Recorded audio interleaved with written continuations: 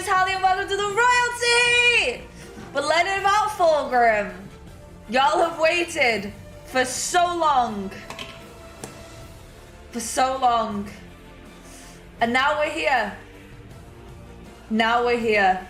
And we're doing it. You hear this, Stanley? You hear this, Dan? It's Fulgrim time! I'm so sorry it's a bit too sudden for you, Leo. I probably should have put the update on YouTube as well. I did put it in the Discord. But yes, I probably should have also put it there. And I'm ready to learn about Fulgrim. If everyone else is. I'm definitely ready. I'm very excited.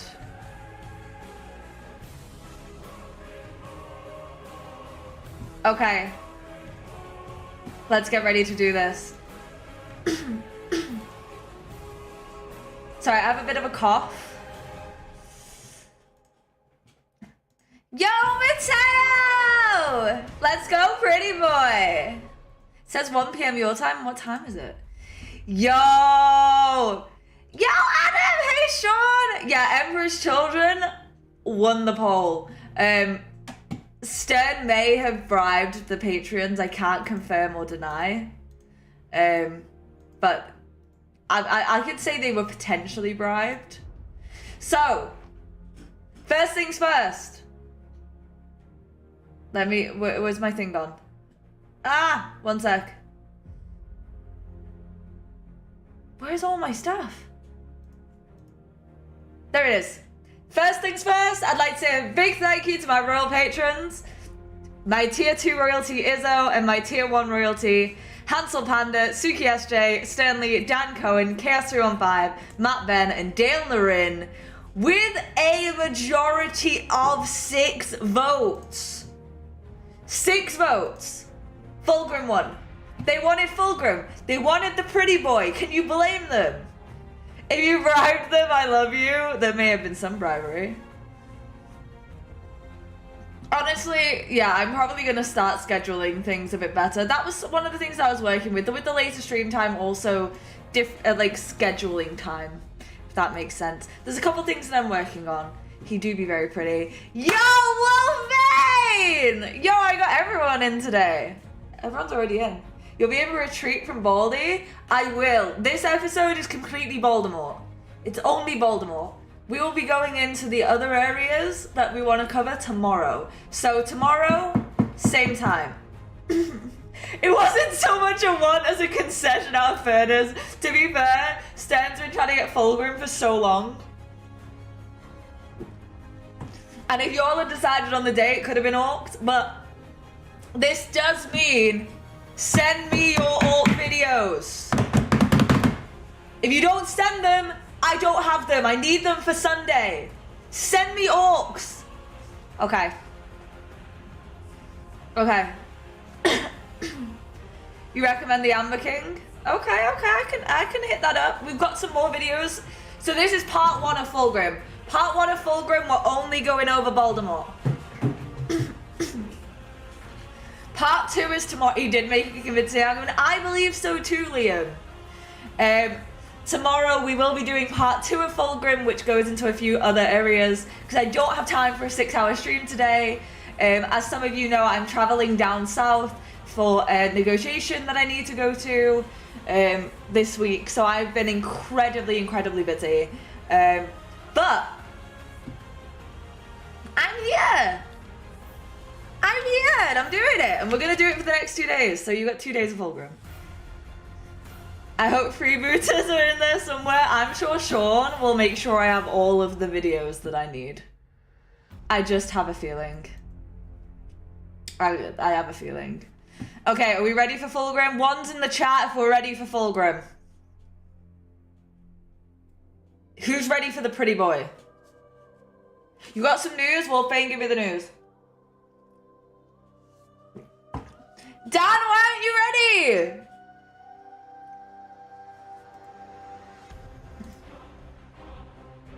Guys, we're gonna have to get Dan. Like, he's not ready. Okay, he's joking. We're fine, we're fine. All right, let's go.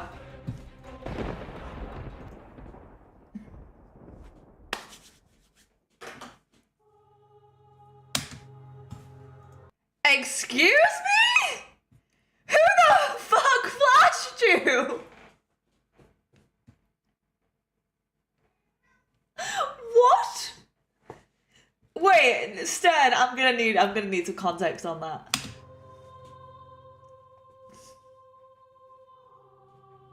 Again. The tales of the Primarks are as myriad as the very stars. Their exploits, their abilities, their armies, their impact on the great galactic stage. But why? Wait, Stern, that gives me more questions than answers. Thank you, Mateo. What? That is more questions than answers. Their execution of the Great Crusade, their involvement in the heresy of Horus Lupercal, the War Master, his bloody rebellion against his own father, all in the name of unclean evil entities of the warp. Yet there are so many competing ideas, fables and parables of the acts of those times. I love how they... Oh, by the way, I'm going to be purple because, like, this is my chapter, so I've got to rep the purple. Can I just say how the two options are... It's either a dare or the girl's freaky. I like that there are the two options. I feel like that's a very Slanesh view on things. I like it, Dan. Probably a Twitter... Oh my God. Probably a TikTok. I'm at work, so I'll be on and off here. As long as you remember, Sean, I need orc videos. Please do send me some. That often things are missed. Their import occluded by the onward rush of events. The significance drowned out by the clangor of unfettered war. Also, 4 of you have lied to me. 4 of you have said you've upvoted the stream and you haven't, so don't lie. My impression is she was freaky, but what can I say? And thus, I intend to throw back the curtain to reveal a dark moment, a terrible loss to the Imperium. One that was never given its due. For it was the greatest crime, the most devastating of blows. So, gentle listener, if you join me now on this dark sojourn into the past, we shall needs witness some of the most terrible acts of those times. And we will witness the one most heart-wrenching moment to grace the pages of the Black Library. How can you not be addicted to Slanesh? But 2 Primarks in the same moment, the same scene, one after the other. No way, he's confirmed back? Ooh, thank you, sir. I will check that after the video. Thank you for putting it in the Discord, it means I can access it. Upon the fields of the Urgal Depression, upon the site of the legendary Dropsite Massacre. And I shall show to you the man few see, the being few understand. For today, we shall discuss one of the greatest of the sons of the Emperor, the master of mankind, one of his brightest lights. My And if any refute this assertion, if any dare gainsay, then I state that my opinion is backed up not only by Malcador, the hero, and the Council of Terror, but by the greatest of all Primarks, the War Master himself, Horus Lupercal. Horus was a dick! Come with me, gentle listener, and let me introduce you to one of my favorite tales. Oh. The sorrow, the tragedy, of the sullying of the most excellent and most gifted of all of the Legiones Astartes. Mateo, you hear this? Lorgar's back. Coming back. Also, Fulgrim is getting a model update, and I heard it's freaking baller. Okay, right, hear me out. If a Fulgrim model comes out, we should get it and we should paint it. Welcome to the fall of the Primarch. As long as it's reasonably priced. Of the 3rd Legion and his sons, the Emperor's children. That's me! Welcome to the tale of the Palatine Phoenix, Fulgrim. Oh, I'm gonna sell everything for a Fulgrim mini. That's adorable.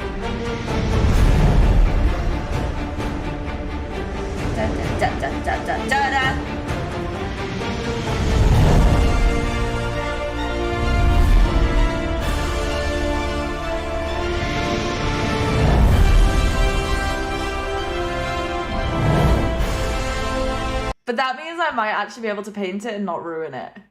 Like, if it's tiny, I'm gonna, like, ruin it. If it's bigger, maybe, no, I know, Dan, but we can hope. We can hope. Yo, Games Workshop, where's my discount code? Like, come on. I've learned enough about you at this point. Give me a discount code.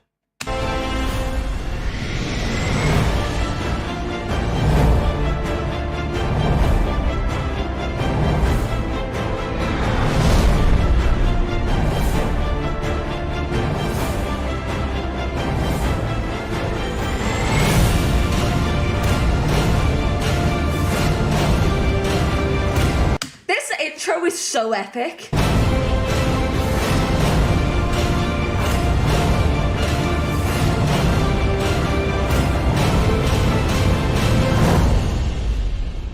Like, that didn't need to go so hard.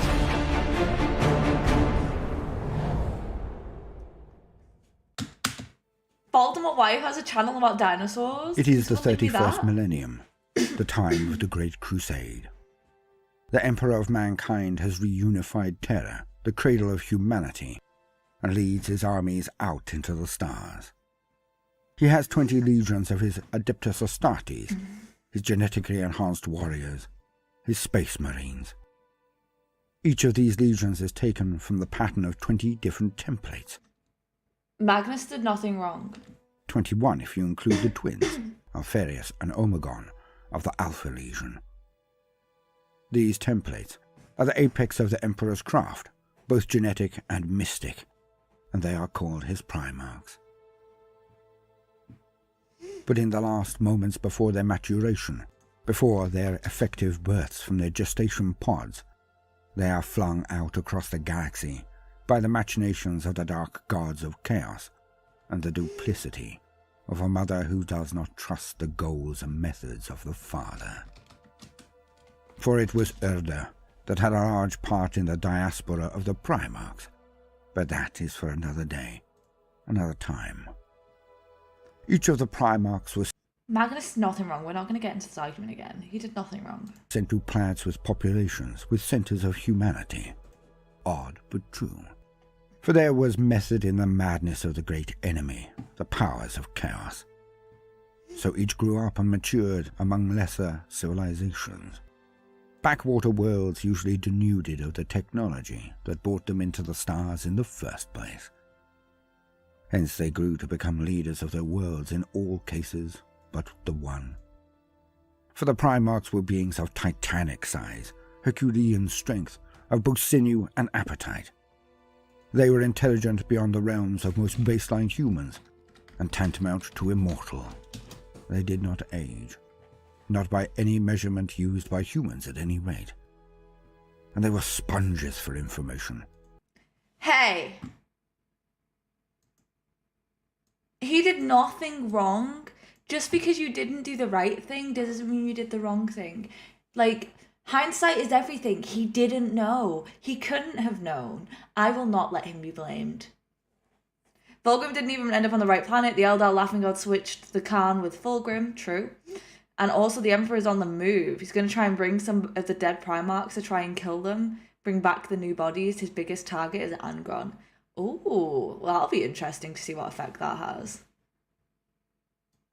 Soaking in everything around them, existing on a completely different level to those around them.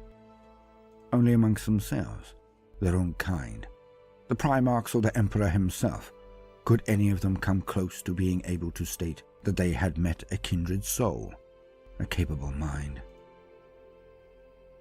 They were that separated from us, the normal humans that they were created to save. And so it was that Fulgrim was like the others. His capsule was sent out into the void, and it landed on a backwater world. I thought they switched Khan and Korax. Someone check this to me because it's driving me crazy. I think the planet Fulgrim landed on worked better for him. That means Angron may be a good guy again, free of the nails. Ooh. I think you lack some important information on Magnus. Matteo, I am a staunch defender of Magnus. I've heard a lot about Magnus, and I've also heard a lot of arguments against Magnus. And I am still of the opinion that my demon prince Magnus did nothing wrong, and that it's actually the Emperor's fault that he ended up the way he did. Anger has so much potential. I wish I could have seen who he was supposed to be, or at least his real role, other than what he was. Well, this could be an opportunity. His empathy could get an opportunity to come out here. Anyway, we're talking about Fulgrim. Dying world. For the planet of Chemos was his destination, and it was shattered by the past, fearful of the future. Once a mighty hub of commerce, the land was choked and blasted, subterranean realms being the only way to carry on existence. But the technological marvels that permitted the formation of the conurbations was long lost to the sands of time, and the cities were contracting year by year. For it was an industrial world once a long time ago, each of its mining facilities producing enough excess to be sold for the things they could not produce themselves. The most important of all goods, food and water. The Emperor told him not to and even gave him an olive branch. Check. The Emperor let himself get manipulated. Checkmate. Magnus was arrogant. If he had more information and took a ship rather than trying to use his abilities, it probably would have been better. Emperor should have never stopped him using his abilities. He should have taught him how to channel them correctly, and also what chaos was, so that he didn't end up in the situation that he did with Zinj. Hear me out. Hear me out. He would have never been in that situation if the Emperor hadn't banned all Psycho shit, which is literally his main goddamn ability. Yes, like father, like son, the Emperor was arrogant, manipulated, and he was completely taking everything into the wrong direction. He should not have banned Psycho abilities. He should have told people about chaos. The Emperor is fucking trash. Magnus did nothing wrong. Yet despite putting in draconian rationing, and Malkinor was a fucking idiot. No, I'm joking. But he made a bad decision. He could own that decision. Like, hindsight is everything. In hindsight, yes, you can say that things that Magnus did was wrong, or decisions the Emperor made were wrong. It's okay, Sean. But what I'm saying is, the Emperor was arrogant, manipulated. He tried to literally force one of his sons to remove his greatest asset rather than channeling it. There was mistakes in lots of places. Magnus did nothing wrong.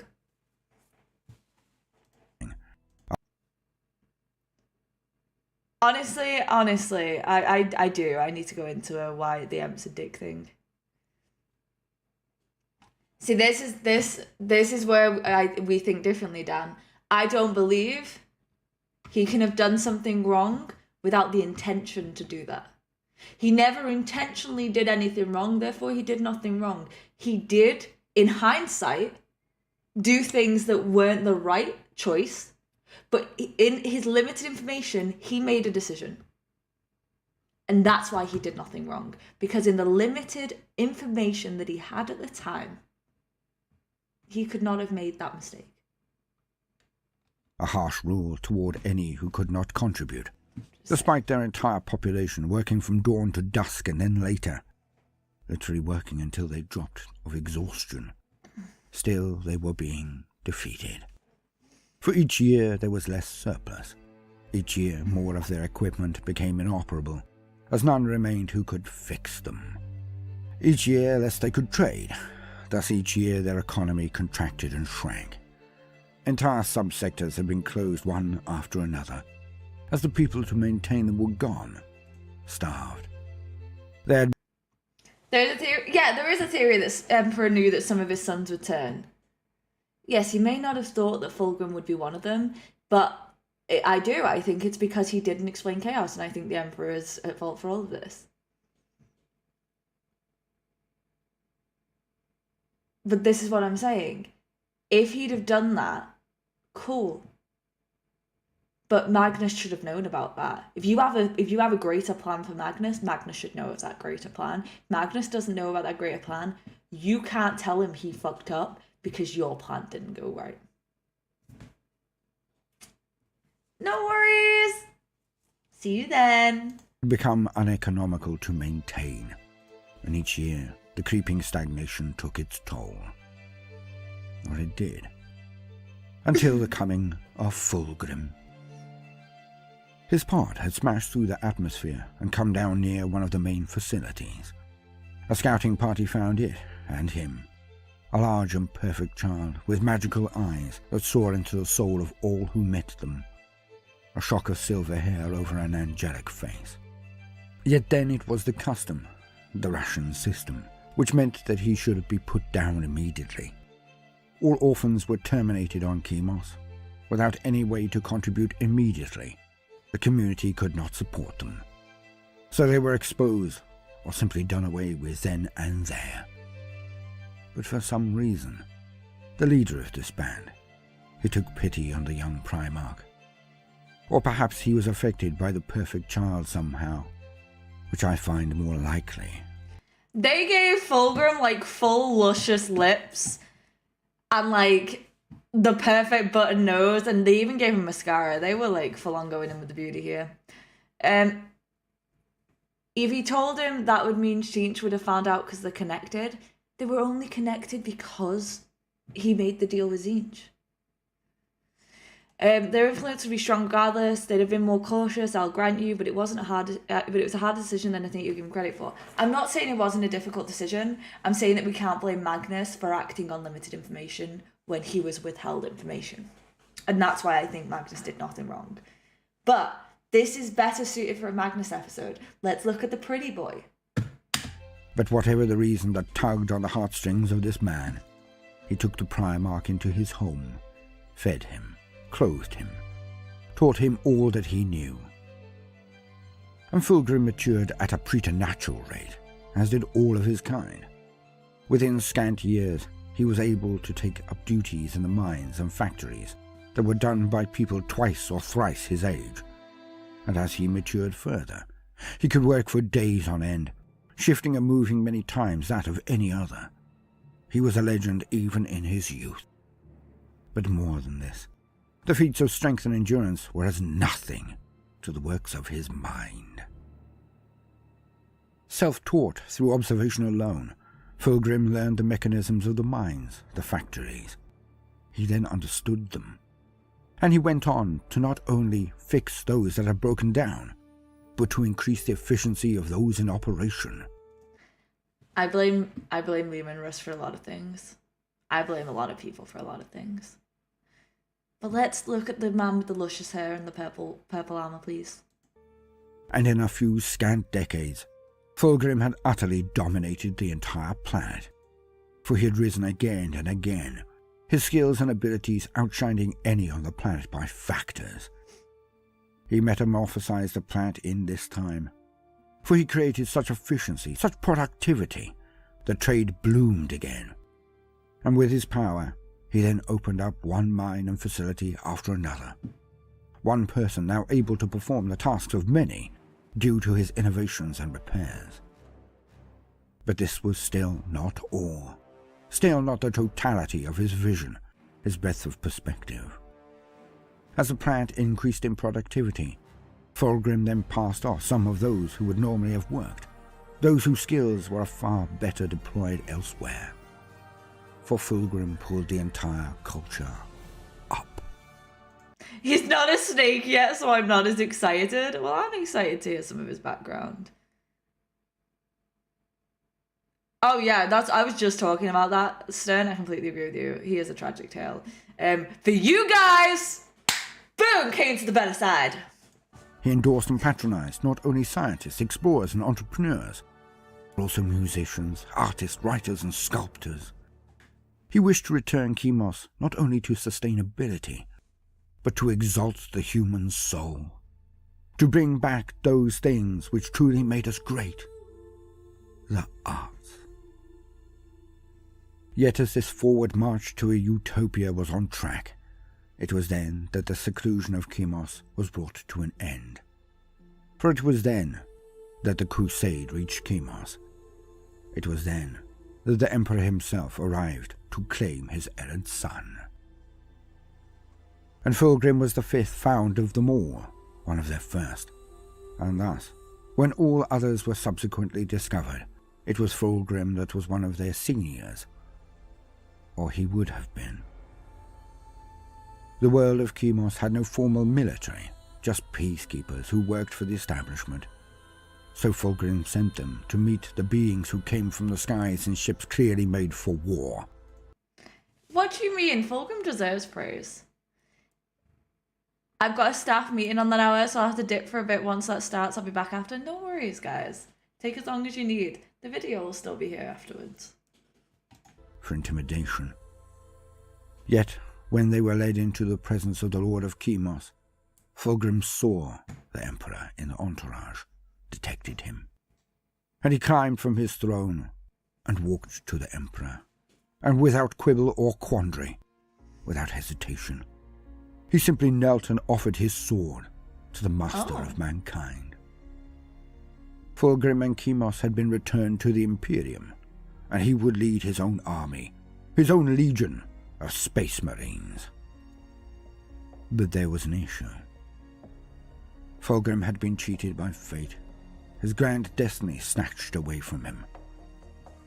For his the stream tomorrow is going to be about some notable members of the Legion. So, for example, the Rylanor, Lucius, like some of the more notable members of the Legion.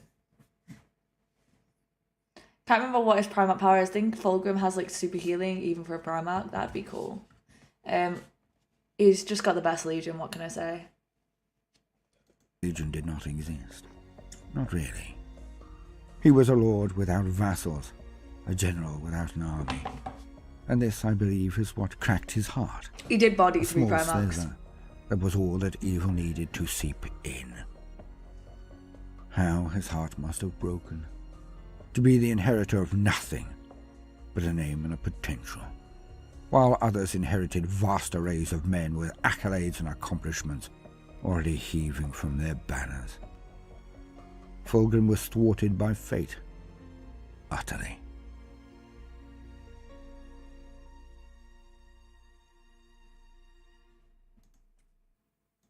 Like all of the early found Primarks, Fulgrim was tutored by the Emperor himself for a time. And yes, was taken back to Holy Terra, and witnessed its splendor, the glory of it. Everything he had hoped for, everything he had envisioned, it was here, in the Imperium, in the Great Crusade. He learnt of many things, art, philosophy, oratory, and military tactics. He was to be a warlord. That's not a good look on him, though. He looks like a little bit like the dude from Labyrinth, but gone a bit crazy. You know, David Bowie in Labyrinth. It looks a little bit like that, but gone a little crazier. But after witnessing the armies of his brothers, after his eyes had drunk in the vast splendor of a reunified Terra, his expectations raised to the high heavens. It was then that his dream was dashed, for he met his legion. The Emperor took him. They stood before great doors, the son prepared to meet the army his father bequeathed him, and the doors opened, slowly, loudly. And Fulgrim must have been so expectant, his heart's in his throat. He walked forward, seeing the front ranks of his marines, his very own Astartes, his genetic sons. But then, as he ascended the podium, walked forward, and his eyes became accustomed to the light, the reflections from their polished and buffed parade best shining armor. He looked out, not believing what he saw. His eyes widened, then closed slowly in understanding. Yo, Angelo, welcome in. I don't know what praised him for trying to self-hurt your soul. Not cool. Dylan, come on, don't do him like that. Look how beautiful this man is. You do beat Ferris twice. I count for Turbo. For he saw hundreds of men, lined and columned. But that was it. He looked past them to empty spaces, echoing chambers where they should have stood, as far as even his enhanced eyes could see. His legion did not exist. Imagine the pain, the desolation Fulgrim must have felt. His brothers had armies, fleets, tens of thousands under their control, all ready to be shaped, honed by their returned father into the ultimate expression of their purpose. Yet here was he and his legion. They did not exist. But people see this as a selfish thing. His pride was bruised. I think it is not that simple. Not nearly that simple. Or selfish. Fulgrim took on this weight immediately. But he did not mourn the ability to compete. Not entirely. Not then. It was the lack of a way to contribute to the best of his abilities. His impact, the good he could do, would always be diminished. Don't do my boy like that. They were on the same side. Oh my god. There's a theory that Percy isn't a demon prince due to what Fulgrim did to him and only his armor's keeping him alive. Well, take him out the armor, let him respawn. His light always slightly obscured, dimmed. The Fulgrim I believed him to be, he would have wept for his inability to fulfill his potential. The others, his brothers, would have to fight harder because he could not take his place in the line. Their sons would die more because he could not be there to help them. The salvation of humanity itself was delayed, or due to chance, for he could not show the others how it could be done better, not without an army of his own. Yet he faced this bitter blow with such gusto, with such effort, such vision, that he made a believer of the Emperor himself. He converted the Lord of Humanity. For Fulgrim addressed his men, his mere 2 companies, as if the vaults were filled to the rafters. He extolled their future as if they were 1,000,000 strong. He painted a pathway of excellence, endeavor, and honorable duty that filled all who heard it with zeal. Only Perpetuals get to respawn? Aren't all the Primarks Perpetuals? Am I wrong? Perturbo is, right? I hope he's not. I think it fits in his character. It's better to stay not Chaos Infected. Dreadnought Primark Perty Mini when? Ask Games Workshop. They'll only make things that make money. And ever after. Only Vulcan? Really? Wait. So how did Gilliman come back? If it's just Vulcan? Because he was reborn. He was like, BAM! If he's not Perpetual. He did die to come back. They had to they literally unplugged all his life support and like cut his shit. And that's why, like, he was able to come back. They said they resurrected him. Have I fundamentally misunderstood this?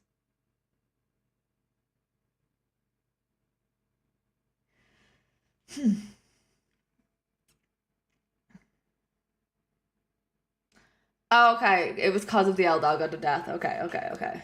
Magic. Got you. The Emperor had faith in Fulgrim and his elite force.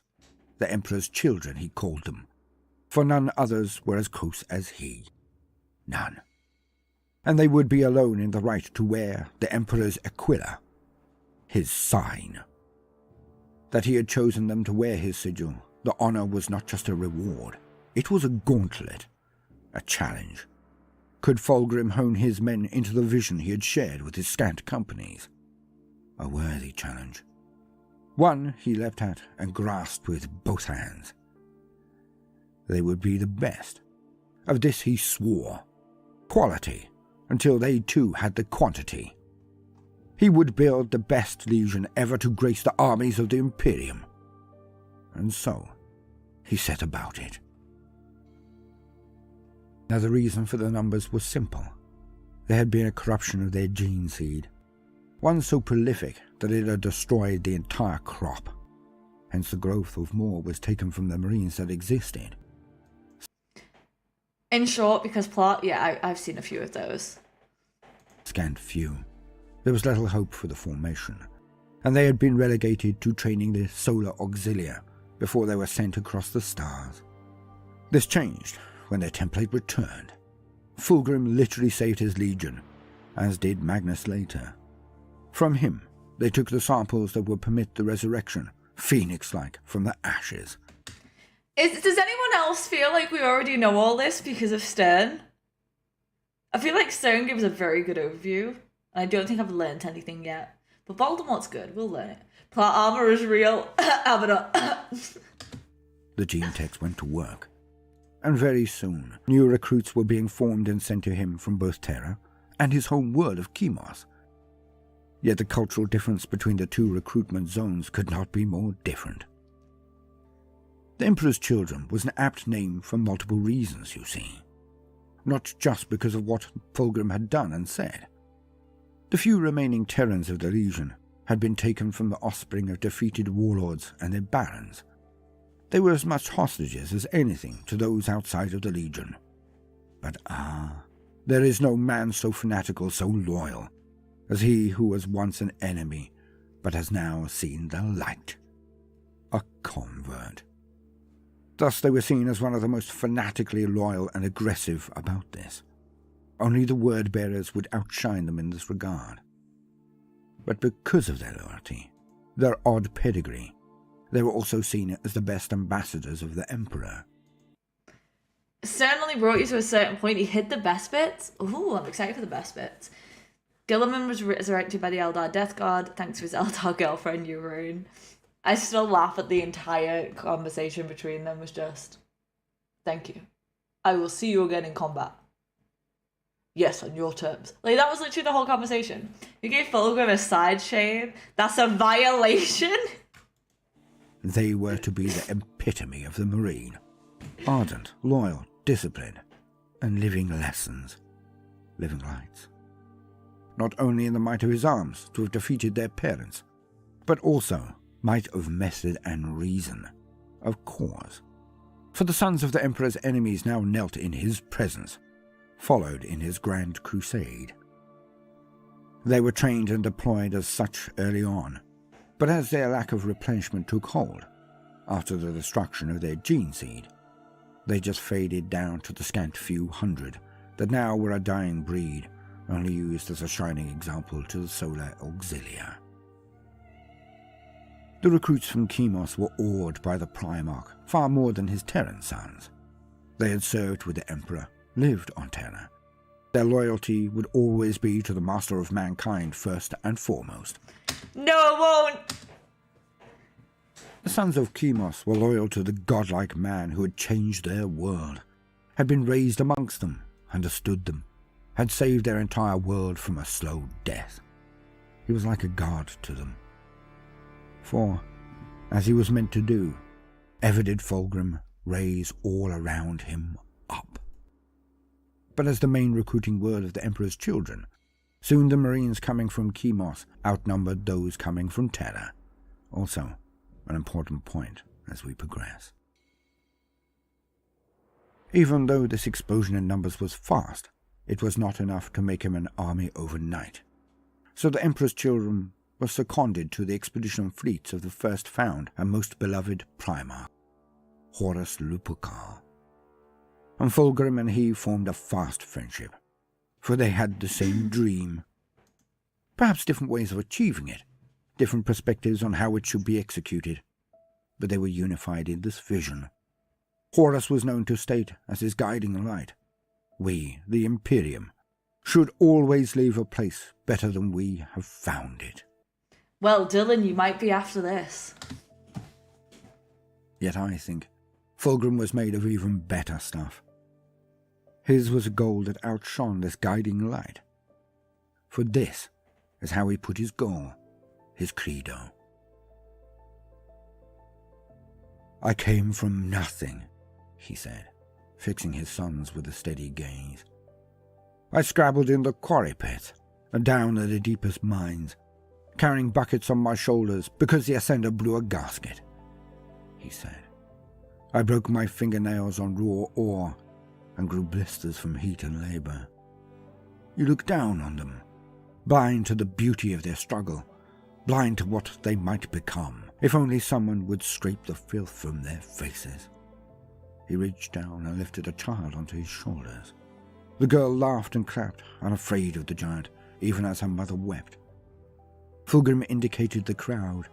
His voice had driven many of them to their knees. Look at them, my sons. You are the highest, and they the lowest. It is your duty to raise them up, as high as they will go. Anything less is not worthy of you. End quote. Good ass quote. I'm old enough to remember the first editions of 40k, and even the books have been written by the founders of GW. Do I hear Stern? You know what? I thought I did too. Should always leave a place better than we found it. It's the hardest cope I've ever heard. How many planets you lot turn to glass? Hey, listen. You're all guilty of this too. Every single effing person in the Imperium does this. And so, Fulgrim served with Horus and his lunar wolves, and Horus was always lavish in his praise of Fulgrim and his legion. They were small, but they were elite. He even went so far as to confirm that he thought them the best he had ever served with.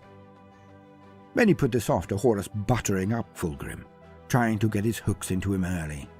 Yet this, I think, is another case of seeing things forward, projecting that which we know of the future onto the past. For Horus did not get his hooks into anyone. He did not need to then.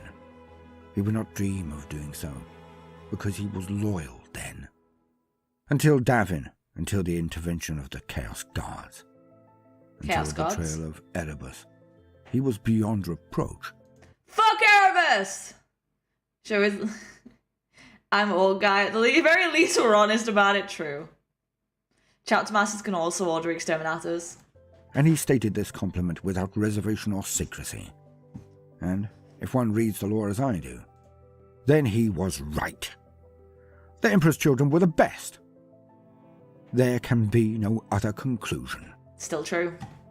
Yet being the best elite force was still no match to the honor of leading their own expedition of the Crusade. And long was it in the coming. In that time, Fulgrim was as good as his word, as good as his speech that fine day before the Emperor. He built the best legion out there. They were drilled to perfection of fire and formation, deployment and devastation. He took a personal hand in the design of his mighty flagship, the Gloriana-class battleship, the pride of the Emperor. It was vast, and its halls expansive, not only for training and accommodation, but for display of art and repositories of knowledge, culture, and enlightenment. It was a terror in battle, and a floating palace of the void when in recline. Some say that only the Emperor's own flagship, or that of later Dawn, the Phalanx, would best his masterpiece vessel. So when it was finally time, when his men had gained in number to such an extent that they were able, they formed their own expedition. They were Xenos, they deserved it. Listen here, Mateo. Listen here. Yo, cats, a long time no see! The orcs are just violent children who don't realise the rest of the galaxy doesn't want to play with them. The only ones outside the Inquisition that are allowed. Ooh, McCragg's on it. Alright, listen, gentlemen, ladies, non-binaries. I really need the bathroom, so I've been sat here for like the last 5 minutes going, can I go to the bathroom? And I was like, can I make it through the video? I cannot make it through the video. I'll be right back.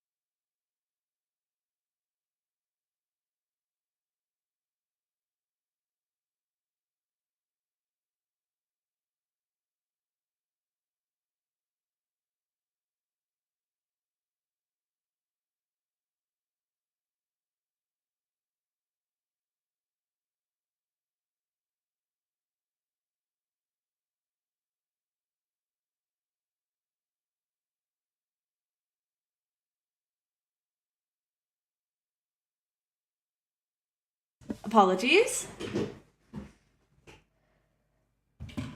I'm back. Hi. They've done a concerto by now or no? No. Dan, no worries. It's like Eric Andre episode cranked to 1,000. Demonacula. Oh. Everything Chaos does is way worse. We'll find out. Those who didn't understand that saying Demonacula Project is nothing compared to whatever you can read about in Chaos. Imagine this, if the Demonacula Project was made by an Iron Warrior, imagine if the Empress Children and Night Lord would have done that position. Borderline unnecessary. Ooh. Tags the Iron Warriors do it. Ooh. And all was ready. All was paired. Alright, let's go. All was as good as any could possibly have made it. Fulgrim and his Emperor's children were finally able to wage war. And what a war he chose. Impossible, some said. Improbable, many remarked. A campaign that would be drenched in blood was the only possible outcome. Yet Fulgrim chose it without hesitation. Yet few understand why. They fall to the basic interpretation that is given. They say it is mere pride, hubris, that made him take this path, shout off his mouth, writing a check his men could not pay. They call it childish. But this, I feel, is utterly unfair. For it forgets that the Primarks, despite their abilities, were still in some part human, and they felt as humans feel. Fulgrim had been working under others, supporting, assisting, for decades now. His men were being super sub almost. Those who are most welcomed when they support another unit or formation. The popularity of the Emperor's children amongst the legions was well known, but it was also felt by all of the supporting formations. Of all the Primarks, it was only Reboot who seemed to care more for the attached baseline human soldiers in his fleet. Fulgrim had them trained as well to excellence, was wary of deploying them. For he truly was one of the best Primarks. He wanted to show his brothers not what he could do. He wanted to show them what they could do to improve. He wanted to be an example. I'm sure of this. And that is exactly what he was made to do. Yet still, in Fulgrim I see a great man. A Primark who, as I said, wished to push his own boundaries, but not for ego. Because I believe he saw himself not as a star to be followed. No. I think he saw himself as grabbing the very tethers of human culture and gathering them. Hey there! Between the least Chaos traitor legions for me would be 1 Night Lords, 2 Iron Warriors, 3 Dark Angels. Okay. Putting them over his shoulder, and then trudging forward into the deep snow of ignorance and fear. He was a wayman, a pathfinder, and he would drag all of humanity up with him. He rose so he could pull everyone up, every man, woman, and child. In this, perhaps he was the greatest of his father's sons. In this aspect, so much like Sanguinius, so much like his friend Horus, so much as well like the old Gorgon, Ferris Manus.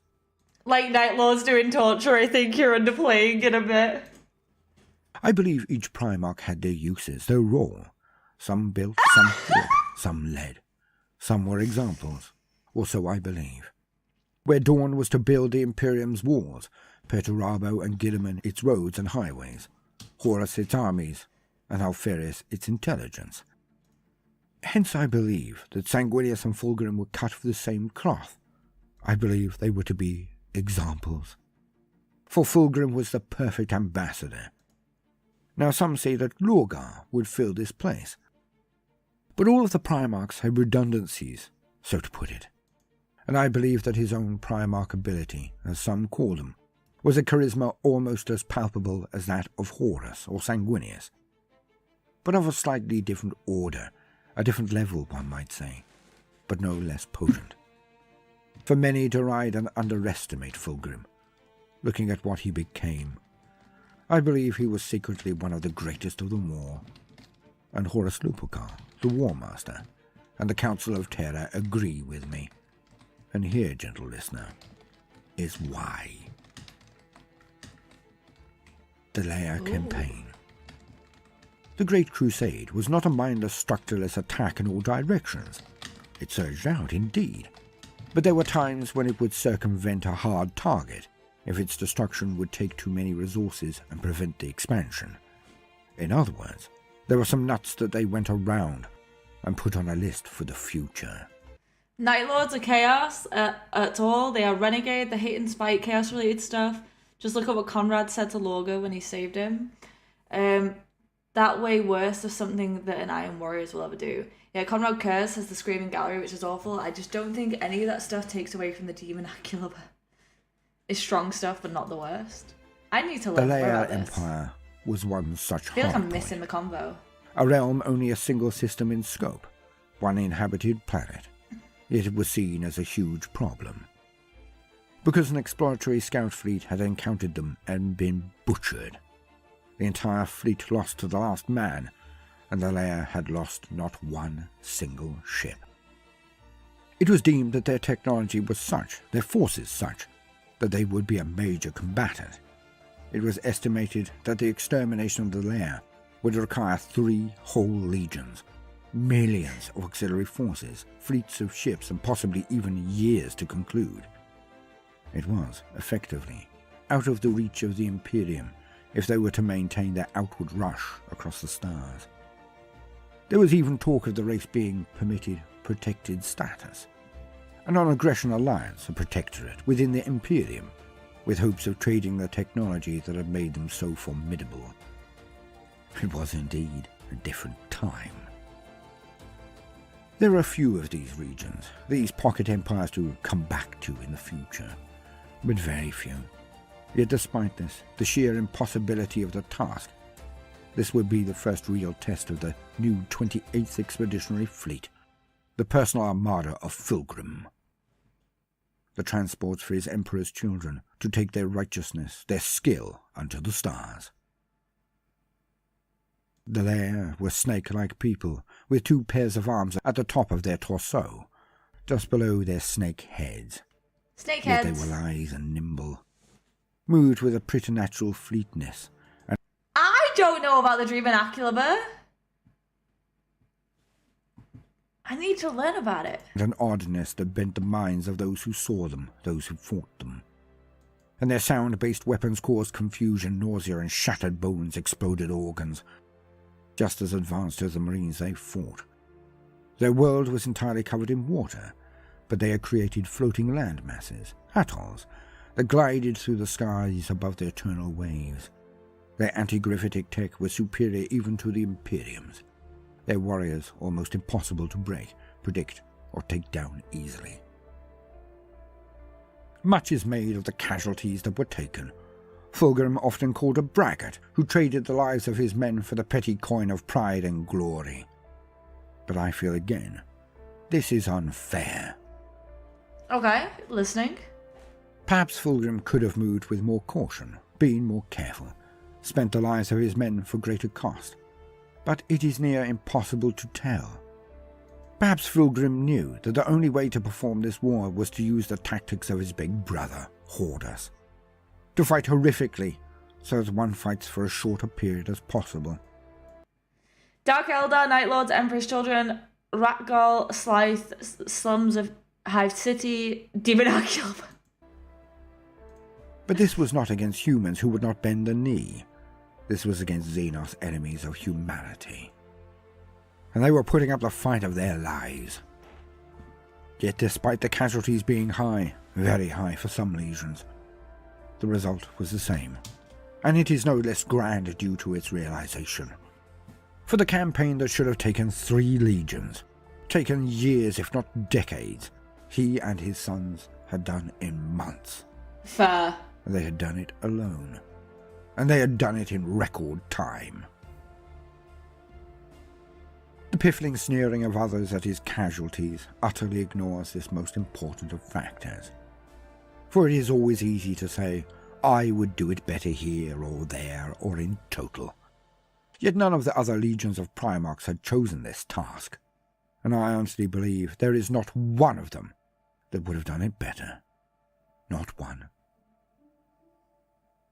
Alas, it was this first campaign that immediately led to the downfall of the Primarch, and in his fall he carried all of his sons with him, and the hope of the crusade was diminished, nearly as badly as if it had been the angel who had turned.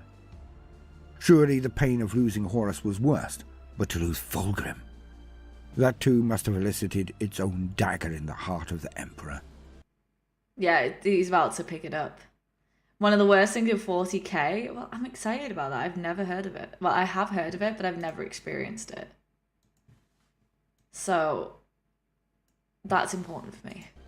I honestly believe that. The last battle of the campaign was to be its most bloody, but it was to lead to their doom. On the last atoll of the last region, the capital of Laer itself, there the end came. The largest and best defended atoll was assaulted from all sides by the Emperor's children, their Primarch at their front.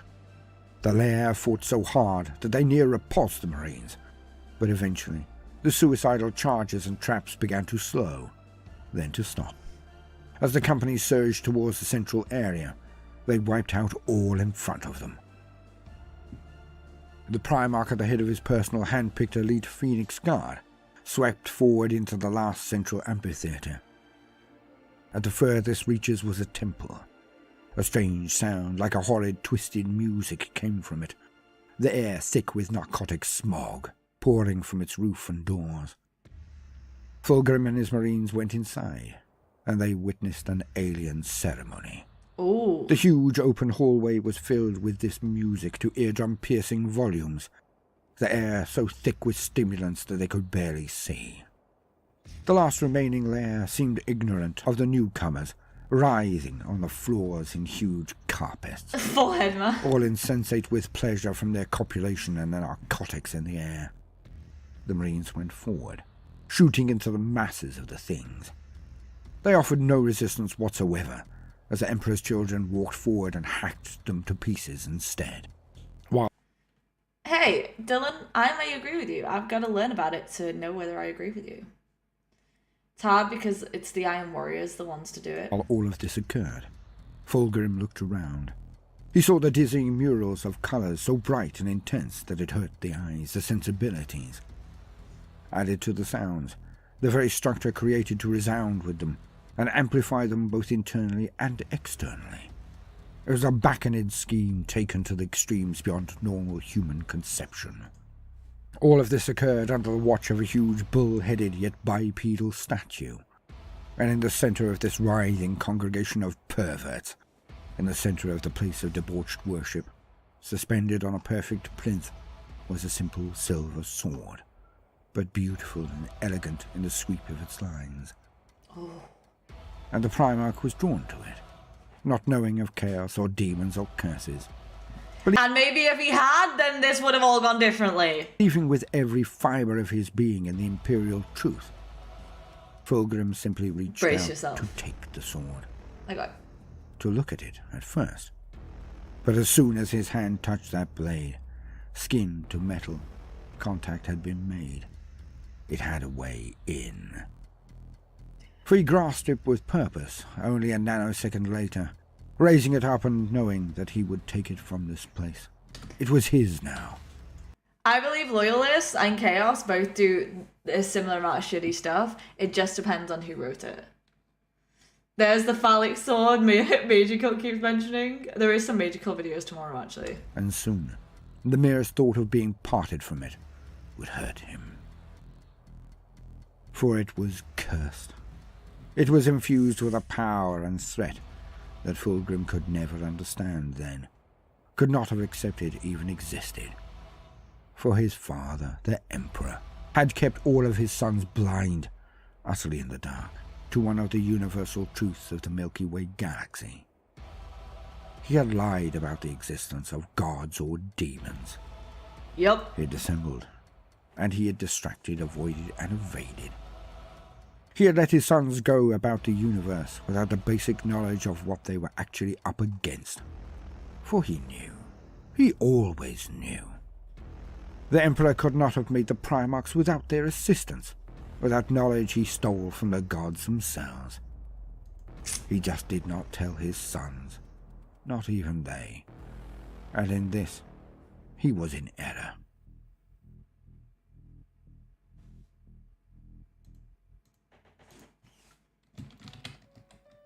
Some say that he has been playing an endless game of four-dimensional chess with each and every one of the gods of chaos. That he is as important a player in the great game as any of the dark gods. That he knew that some of his sons would turn to chaos. That he depended on it. That it was all part of his plan. Yet still, it was the error that left the gates unguarded. For the Primarks could not defend against that which they were specifically told was not even there. They could not discern the influence of chaos, of demons, of evil, as they were indoctrinated into believing that it could never, ever exist. And it was their father who had told them this. It was the master of mankind who had made them the way they were, trained them in all he deemed they should know, and identifying and protecting them against the corruption of chaos was not something he deemed they should know. An open mind is like a fortress with its gates unbarred and unguarded, as the quote goes in the grim darkness of the far future, and the heresy proves it to be true. For Fulgrim did not know what was happening to him, could not know, and thus the trap of the imperial truth was made manifest, as I've said before, for the Emperor was trapped within his own lie. Yo, Spinal!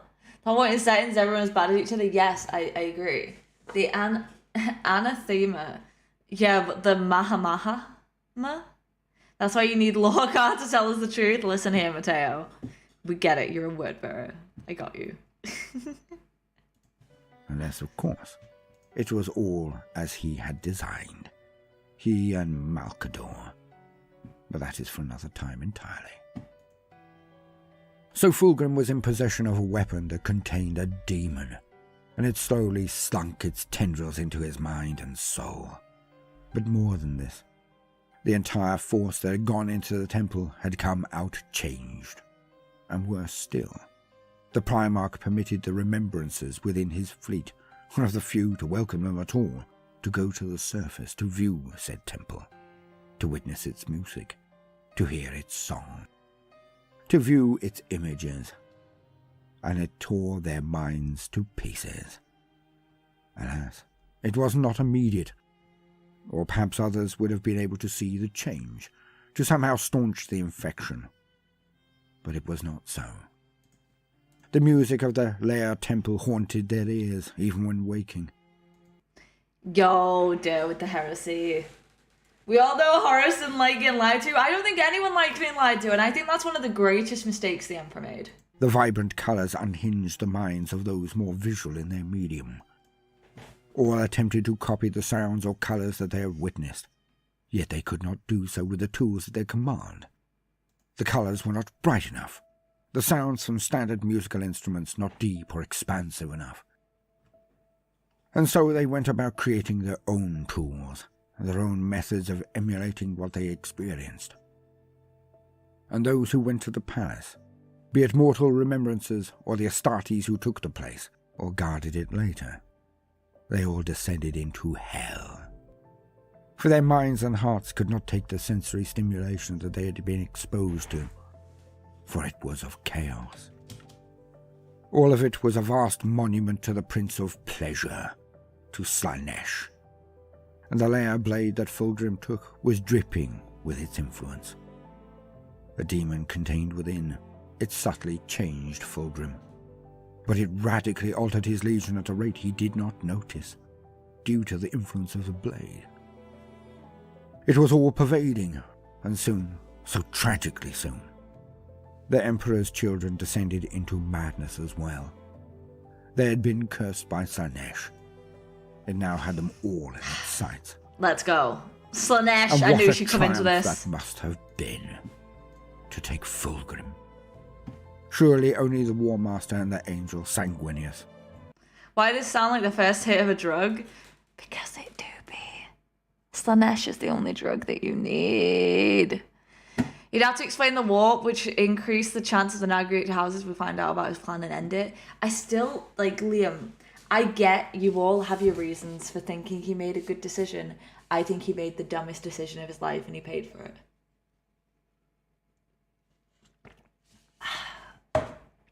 That's just my thoughts. Were more sought after by evil. But as I said, it was not obvious, and it was not immediate. The rot crept and crept, slowly by slowly, helped along by the warrior lodge that infected the Emperor's children from the lunar wolves and Horus. But it was Erebus and the word-bearers secretly behind it all. They who had snuggled it in within the breasts of the lunar wolves before any others. The creep of the rot. Fulgrim had a second chance. He had many. But he took none of them, because he could not see what he and his legion were becoming. The first was perhaps the strangest of meetings in the entire period. Fulgrim was changing. His senses were overactive, his sensibilities even more so. His expedition discovered a region of planets that were beautiful beyond belief. The clean air, the seas of lush green grasses, the trees and natural animal life, so beautiful to him. Untouched, unsullied, perfect. The worlds were perfect. And Fulgrim and those who had been to the temple on Laer would bask in their panoramic vistas, their harmonious balance. Everyone lied to Horus, the Emperor, the Chaos Guards, my boy, and his shiny head got duped. My boy and his shiny head! Everyone was lied to. Everyone was lied to. He is not special. I'm just going to say that for the record. Everyone was lied to. The Navigator stopped working every ship and the Imperium stops there and then. No space travel, no crusade, and no webway project. But why did they have to stop just because they were told the truth? One after another should have been catalogued, marked and allotted. The details sent back to the Imperium. They were lush and verdant worlds. Yet Fulgrim and those now closest to him, they wiped the memory banks. They hid the worlds. It was more than passing odd, especially for Fulgrim of all Primarks. But this showed some form of kindred to others who were shadowing his exploration fleet. Sleek ships of ancient design skirted the fleet of the Emperor's children, waiting, watching. Now, seeing his clemency, his appreciation of the beauty the universe was capable of, the Eldar made contact. They arranged to meet with Fulgrim on a world in his path, another perfect planet, a wonder. But this was no coincidence at all, for each of this cluster of worlds had long ago been terraformed by the Eldar. Because if navigators wouldn't be needed and they're really influential, but you didn't need to lie to the War Masters then. A house of cards, a golden throne of lies! Agreed. So, I completely agree. The webway gets working, the Imperium doesn't need navigators to ships, so they lose all the power, but until the webway is working out to use them to have to keep everything a secret. Not from his kids! It's his kids who he fucked in the end! They called them Maiden Worlds, and the Eldar considered them theirs. That they were the homes of the generations of Eldar yet to be born to a new Eldar Empire. It was no small thing that the humans were here, but it was no small thing that they had left them untouched either. So the arrangement was made, and a small delegation of men went with their Primarch Fulgrim to meet with the Eldar embassage on the maiden world of Tarsus. The Farseer, much younger then, still on the rise, but he was mighty enough to have the guardianship of a legendary race lord called Kieran Goldhelm. It was Eldred Uthran, and he wished to parley with Fulgrim. This was one of the first non-violent meetings with the Eldar.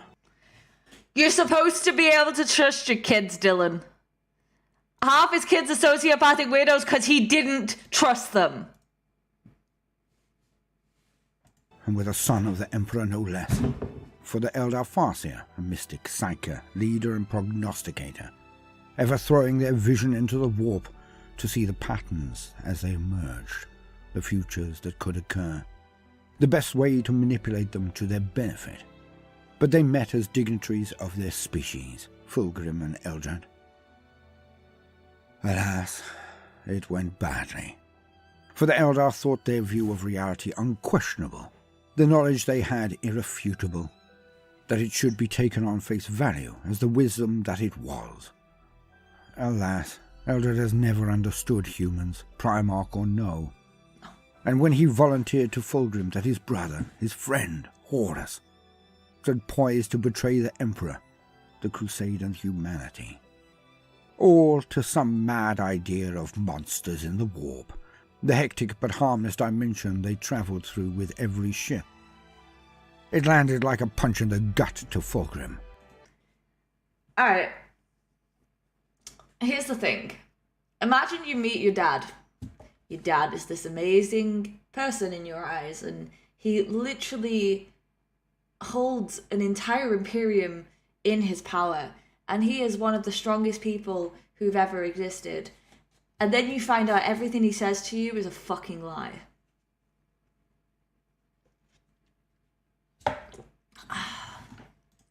Who went to take the head of the mage when the huge Wraithlord belied his size with lightning-quick reactions, blocking the Primark.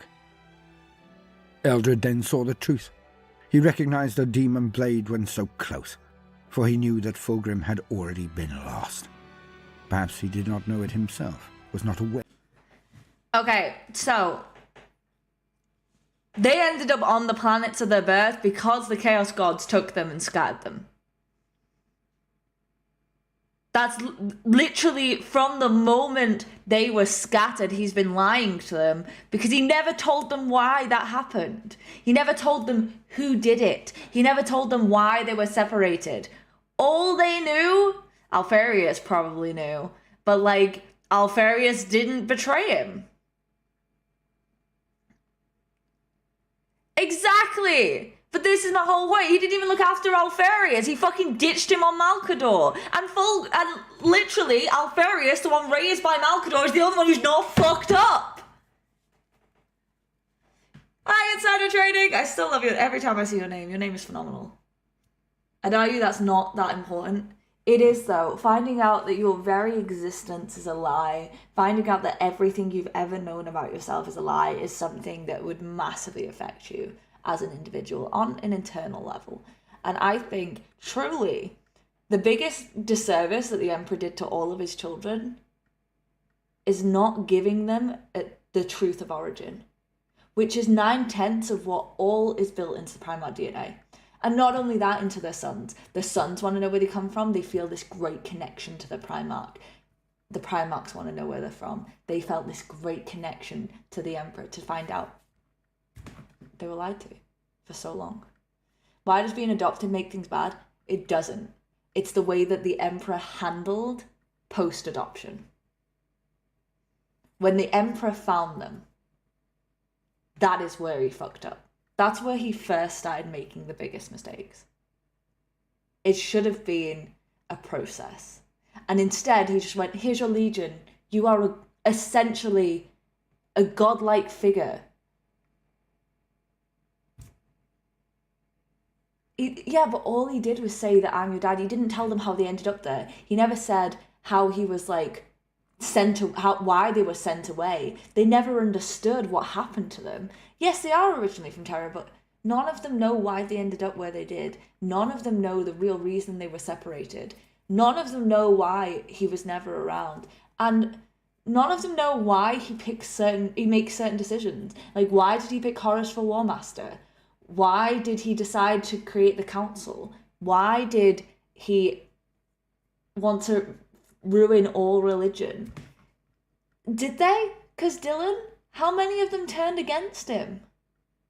I don't think they knew enough. Lorgar literally treated him like a god. That doesn't come from a healthy built relationship.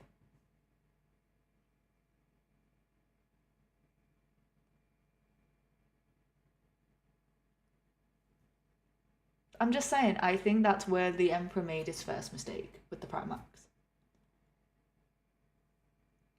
despite being told not to. But this is the thing.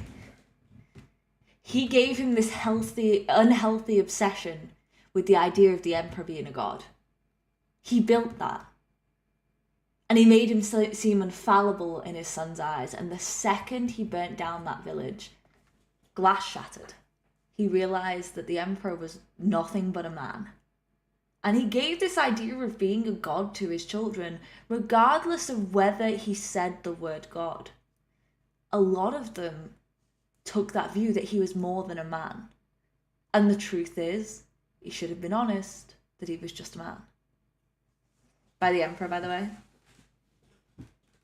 There. But the dark whispers of the blade had already begun to take hold.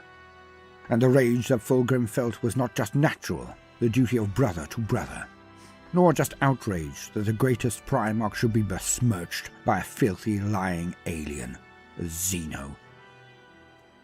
It was also enhanced by the rage of the thing that was inside the Laer blade, the thing that made Fulgrim go into a near berserk frenzy as he tore the Wraithlord to pieces.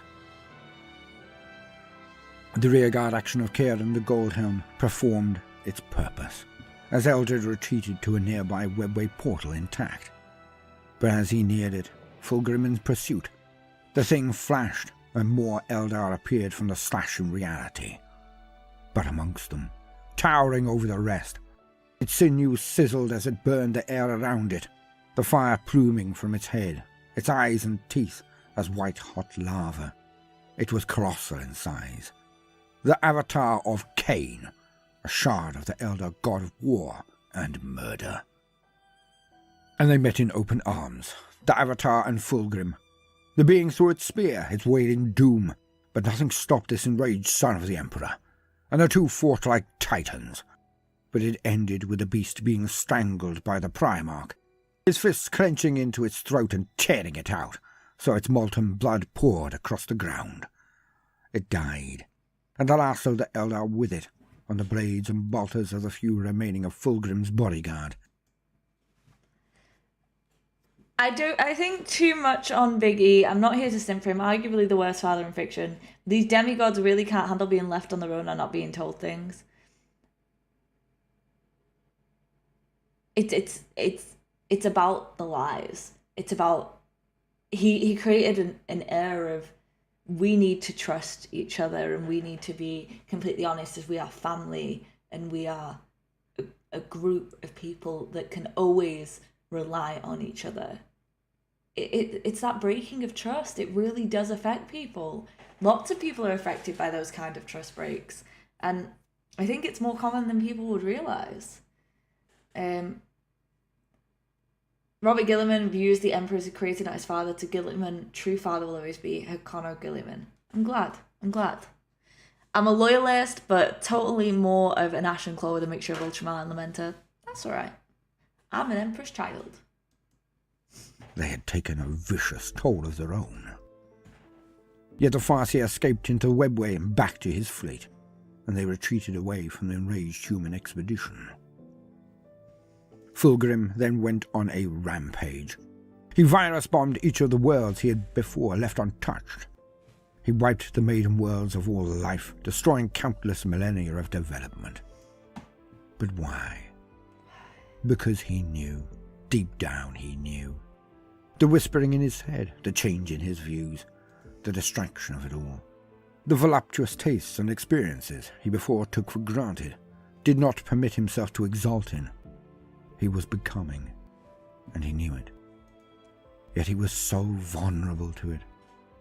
Most believed that this was because of his narcissism, that he was a nothing. And I cannot disagree more. He was a voyager, as I've said. And he wished to test all of the boundaries of human existence now. He had I completely agree with you, Dylan, and I'm so glad that we can have these kind of conversations. I appreciate that we can have these conversations. It means a lot to me internally to be able to have these kind of spirited debates. I think it's an important thing in any hobby. It's a really great thing in these fictional worlds that you can have these kind of discussions. Hey, Alpaca. But yeah, no, I'm glad we can discuss it. Thrown off some limiting thoughts, outdated mores and social conventions.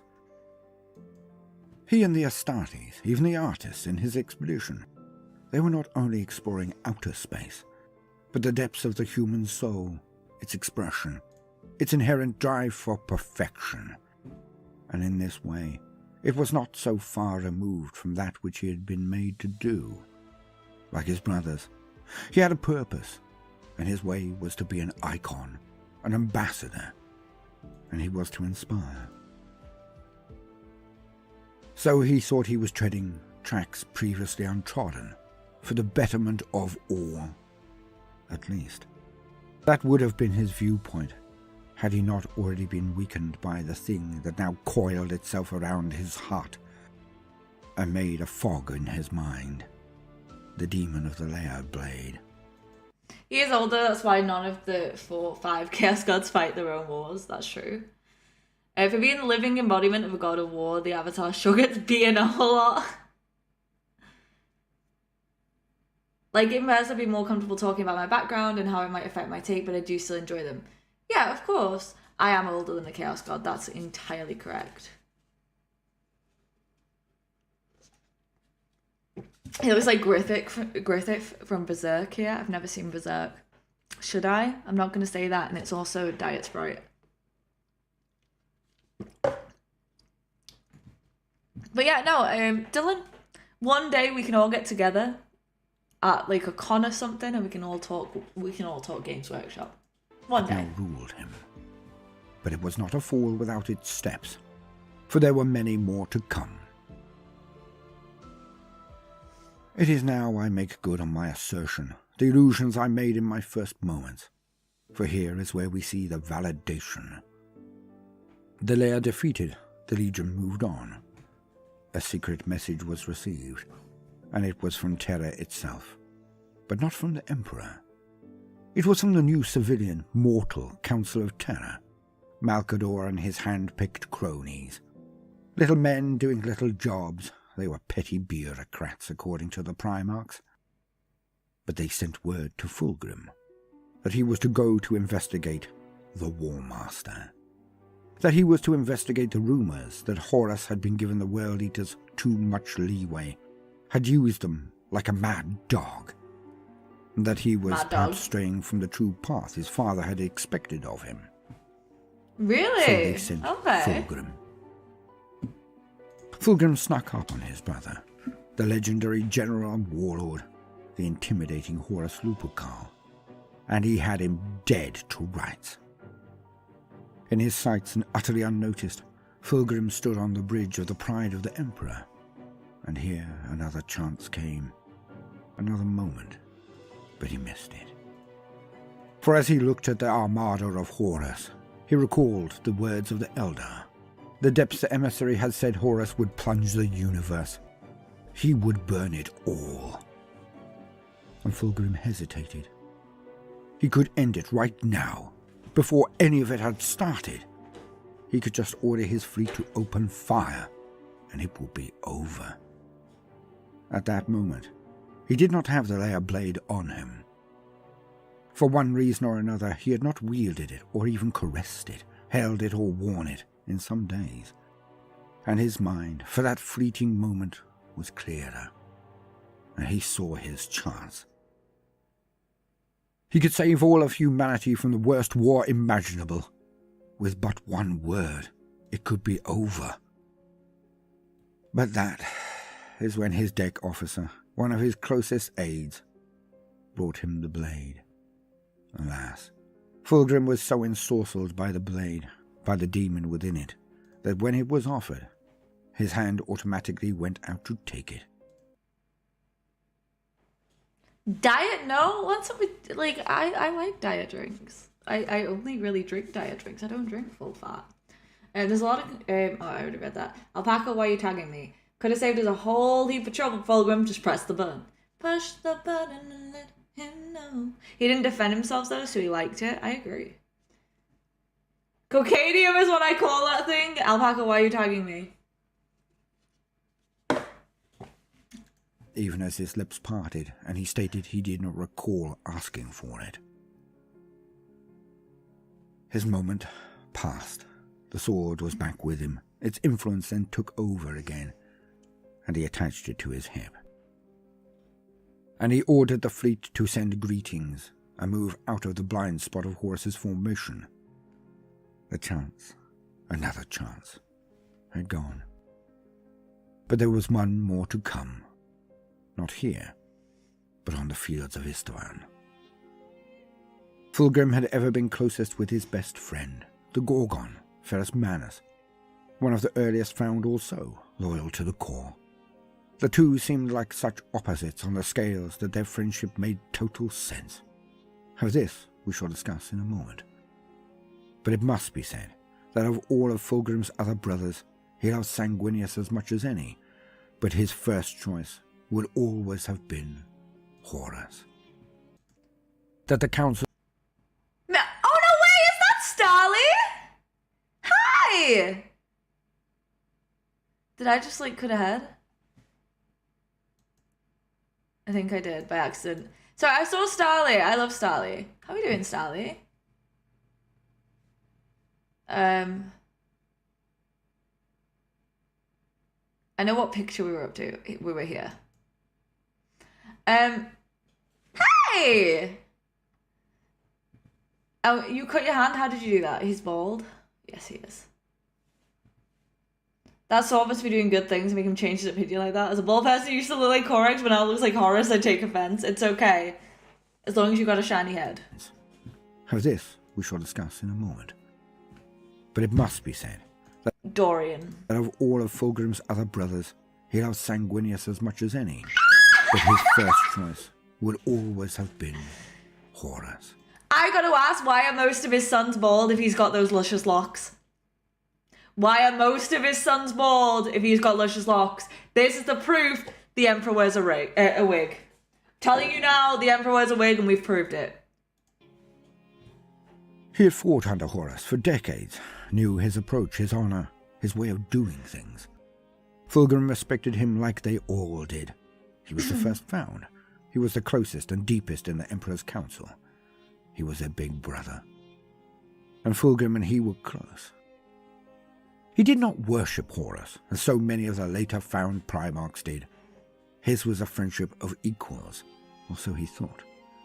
When Horus was the victor of the Alanor campaign, had personally intervened to save the Emperor from the Orc warboss, then was raised up above his brothers, was made first among equals.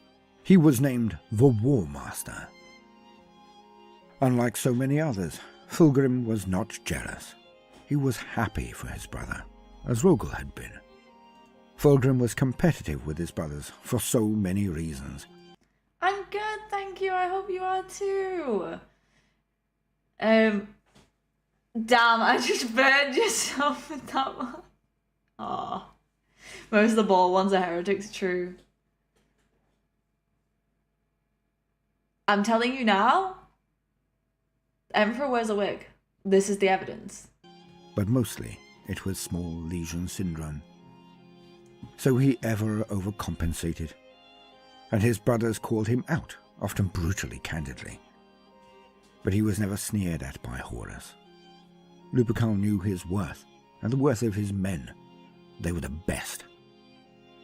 Horus was the most charismatic of all the Primarks.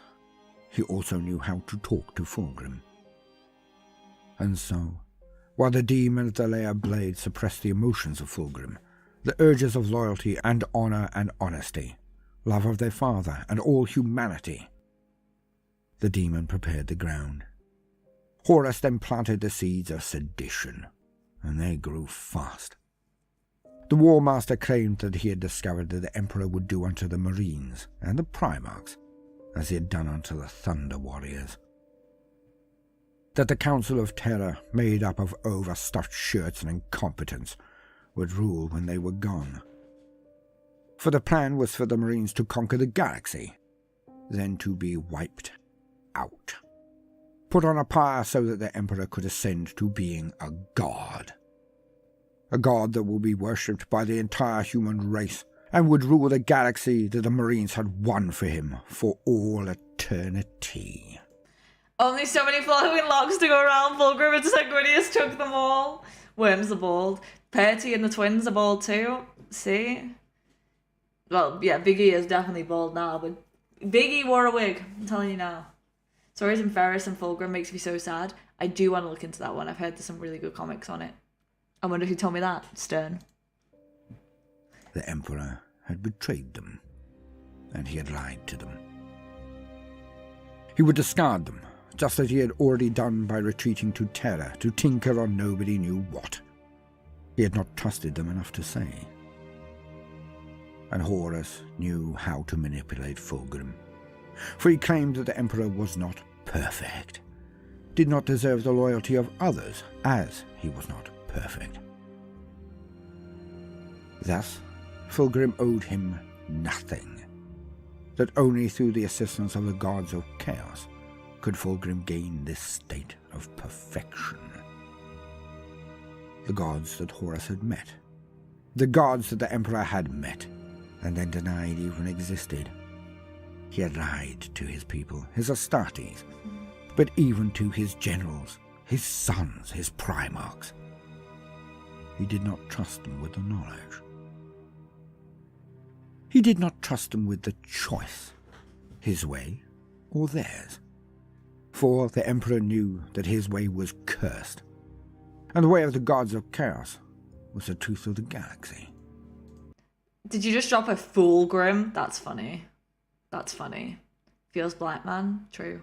Agree with the whole he was going to discard them thing. The reason why humans were on the council, not Primarks. How do you expect gods with little to no connection to average human life? It was the future for all of humanity. That one's definitely a debatable topic. The Emperor, their father, was a charlatan and a tyrant. A charlatan and a tyrant! The fire of the soul that blazed in Fulgrim when Eldred had foretold this very moment, had stated Horus had turned traitor, turned rebel. It was not there. He was influenced by the demon, of course, but it was deeper than that now. For Fulgrim had experienced things beyond his previous dreams. He had begun to have sensations at an intensity he could barely describe. It was sublime. But in all of this, the mirror that he used to mark himself by, the image he had of himself, was now turned inwards. He, like his legion, now sought perfection, not for its uses, not so they could raise up others and inspire, but as an end unto itself, the ultimate end. And that means it justified absolutely anything done in its name. For the Legion had already slid, and continued to do so at an ever-increasing rate. Why are you tagging me? It's up with Alex Pollux and Barnabas Danichuk's story and the story of the last stand of Brennevier. Yeah, Brennevier.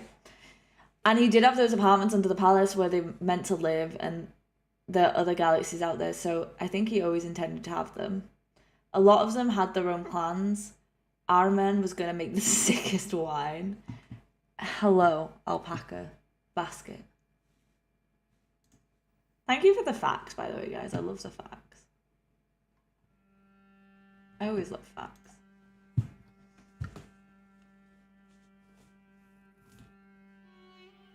So it was that Fulgrim himself, not just a demonic influence, believed what Horus had to say.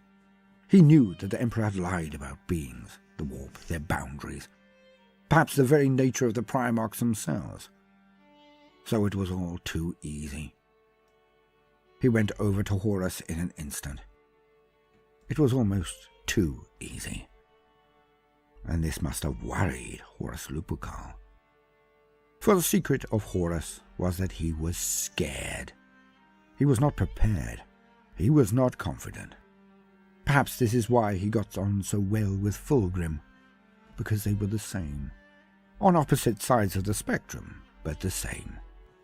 Fulgrim was scorned as he had no accolades, so he felt this deeply and overcompensated, rebuffing the annoyances of others who were gifted armies, whereas he had to build his own.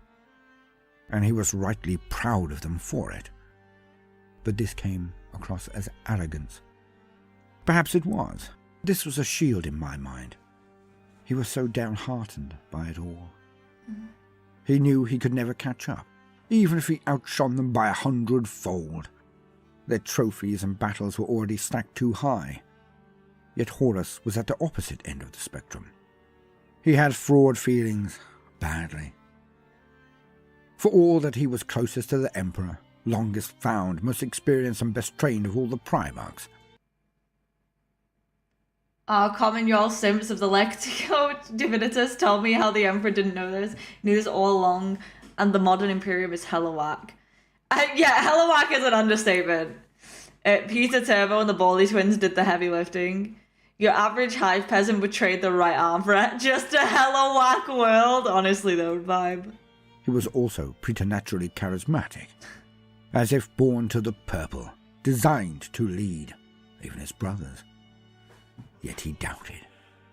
He was always asking himself why Sanguinius was not chosen as a war master. Why not? He also said those words as soon as Fulgrim was within whispering distance. Have you been sent to replace me? Maybe. And he meant it. It was not just manipulation, and I honestly believe that Fulgrim could have done it, could have become War Master. So I feel that the next moves by Horus were done out of instinct, not calculation. Yet so many things people do are uncharted, are subconscious reactions to situations and triggers, and the next moments were insane. For both of them acted at odds. Fulgrim wishing to prove himself useful, or perhaps more than just useful. He offered to gain the support of the Gorgon, to try to bring Ferris Manus over to the rebel cause, over to Horus.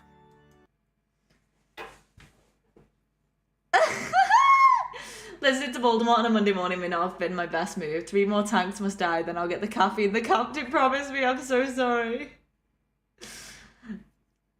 Hive City is more like world, not all are feudal or militaristic or engine worlds. No, just go live with the Tau and you'll be in a much better position. But Horus knew Ferris Manus. He had been found even before Fulgrim. He had been tutored by the Emperor as well. And in my mind, Horus knew that Ferris would never turn against the Emperor. It was as likely as Dawn or Lehman turning. It could not, would not happen. Yet Horus risked all by permitting Fulgrim to go on this mission, knowing as he did that Fulgrim was merely filled with the luster of a new cause. That Fulgrim believed that he could turn Ferris was not in question. He believed it, because he could not imagine a world in which his closest brother was not at his side. But Horus must have known. So I believe that Horus allowed Fulgrim to go, permitted him to fail. For fail he would. And by doing this, Horus immediately negated Fulgrim as any sort of challenger to his preeminence as War Master and chosen of the Dark Guards. Yes, I do. I believe that Horus so feared what Fulgrim could be, that he knew he had to clip his wings, had to allow him to fail, so that he could not outshine Horus and be the next new love of the Chaos Guards. He took Fulgrim that seriously. The best of brothers. Now the friendship of these two was legendary. For all of the many webs of friendship, rivalry or enmity amongst the Primarks, ever was the bond between Fulgrim and Ferris Manus the closest, the warmest. They had met while both on Terra, Fulgrim only recently found by the Emperor. The Primarks had so few equals that to meet one was a thing of wonder, not only to those who witnessed it, but also to the Primarks themselves. Only they were as swift of mind, of perception, a million undertones, meta-messages and subtle tales in every single movement of their face or body, the slightest shift in tone or pitch. They were like geniuses who had to talk to rocks all day, finally meeting another of their kind. But, inevitably, each would make it a test or a sparring match of one form or another. Yo, welcome back. We've had a lot. Spinal's coffee you, Spinal. You guys are just like my Twitch chat. 30-minute break. Well, we've got 40 minutes left. So, great timing. We've learnt a lot. We've had a lot of debates. I got you for 30 minutes, so I'm blessed. Thank you. We've had a lot of arguments today about Magnus, Emperor as a father, Honestly, this might be one that a few of you want to watch back because there's been some really good debates. And it was no less an event when Fulgrim met Ferris, for each touted their abilities at the forge. Ferris could create weapons of splendour with his bare hands, it was true, but ever was Fulgrim a Feanorian level of artisan. He was simply the best at everything he put his mind to, and so they went ahead and each created a weapon of surpassing worth, of replete and vibrant power. Ferris Manus created a sword, which he named Firebrand, and Fulgrim forged a hammer, which he called Forgebreaker. And when they were done, each proclaimed the other the master of the art, for they adored the other's skillfully crafted weapon of war. And after much bickering, they called it a draw, and they swapped weapons. Well, thank you, Sally. I appreciate that. A match with candles and wine. Oh, you're definitely watching this back? Yeah, no, it's been quite interesting. We've had some spirited debates today. We tie the polls like Twitch too. Y'all do. Y'all do. It looks like no matter where I make a community, y'all just follow the same patterns. And from that time onwards, Ferris Manus would always wield the hammer Forgebreaker, and Fulgrim would always wield the sword Fireblade. This was until he found the Laer blade, which slowly seduced him. The pair was an odd coupling, for Ferris was pragmatic, down-to-earth and functional. He could not see the worth in art, poetry or entertainment, the very things that Fulgrim so adored, so extolled as the apex of human achievement. It was such that at one point in their first meeting, Fulgrim called Ferris a Gorgon, reflecting his bullish and prosaic perspectives on reality. Though most of the Primarks were prickly and would have shot back at this clear derision, Ferris was not a horror. He could see the twinkle in the eye of his brother. He could tell that the Primarks alone could understand one another, and that his brother was testing the waters of their fast-developing friendship. And he reciprocated. Fulgrim, you're breaking my forget. Stop. My forge. Wasn't for that damn Laer blade, he would never have betrayed his brother. It's true. Are we liking the story so far? Are we on the side of Fulgrim dumb or Fulgrim sad? Fulgrim sad, more like Emperor idiot. He did not bluster Me or and the take Emperor track had with the issue. statement. Oh. He laughed. And then he owned it. And henceforth he would be the first to champion its use. Ferris was to be called the Gorgon. ¿Por qué no los dos? ¿Por qué me dice todos tiempo? Tú ve. ¿Por qué no los dos? ¿Por qué me dice? Lo siento. Gorgon. And the friendship of the two grew to legendary levels. Of all of the brothers, there were friendships, common cause, Yagatai and Magnus, of course, but none were as genuinely close as Ferris and Fulgrim. Wherever possible, they would be placed in the same arenas, would support each other with real camaraderie. And their legions, so No worries, I hope you have a good day at work. I'm so sorry you've got to work. But it was great having you in. It's great having all of you in, you know this.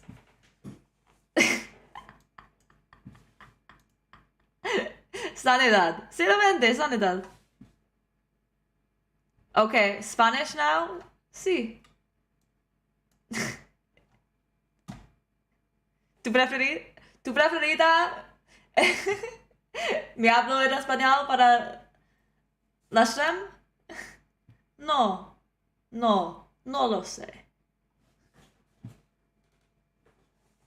different, yet so close. For the Emperor's children had been attached to the Iron Hands when not with Horus himself, due to this friendship. And it was Ferris who seemed to understand the peacock-like Fulgrim when he was at his most petulant. Sometimes Fulgrim could be thus.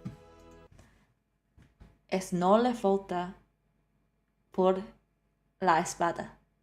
Es falta de Emperor. Emperor is más.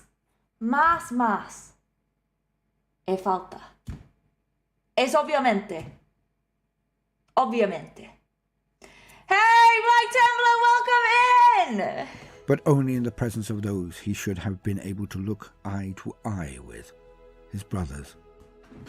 The small lesion effect meant he was ever and always on the back foot, always taken lightly. So he would make claims that others called wild and derided him for.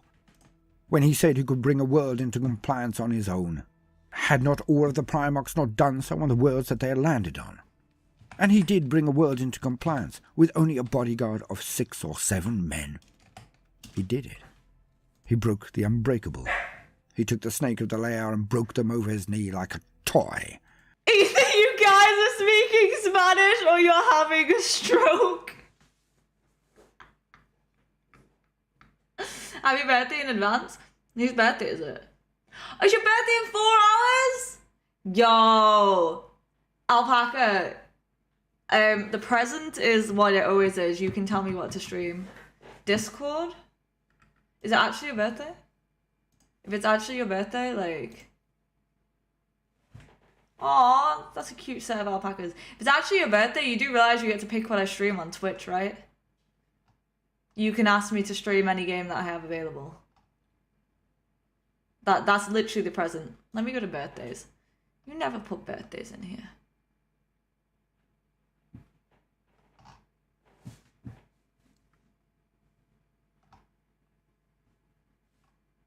You didn't put your birthday in here, Alpaca. So how do I know? How do I know you're not lying to me?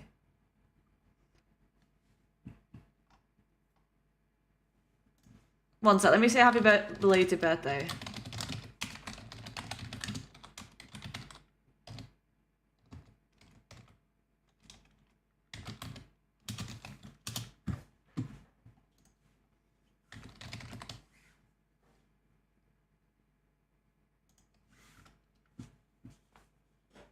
How do I know you're not fucking with me?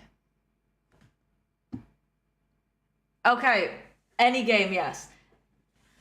The story is often homoerotic. It's true. I was just referencing that Taco Shell commercial. I know, don't worry about it, don't worry about it. I love how Ferris adopted and owned being slagged as a Gorgon because his best bro called him that. The bromance is beautiful. Forged Duel was very homoerotic, I believe it. Alpaca, if it's actually your birthday, you get to pick a game, but be aware that if you tell me it's your birthday today, Cancer, we're figuring this out. If you tell me it's your birthday today, I put it in my Google calendar, and then when you next tell me it's your birthday, I'll go back to that one, and I will say, no, your birthday is today. And I'll go, it's the 27th of February, as per my Google calendar. I put everyone's birthday when they give it to me in a Google calendar. So unless you want to lie to me for the next however long we know each other, today best be your birthday, because it's the birthday that I'm going to celebrate every year. No way. Are you serious, Cancer? Yo, no way. I'll put you in the Google calendar right now.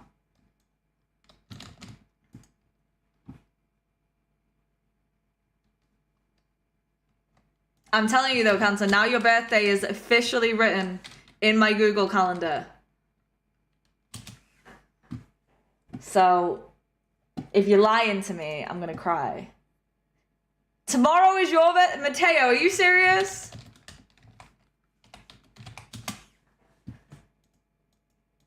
Well, happy birthday! Right. Alpaca, can you go to my Twitch and play the birthday song?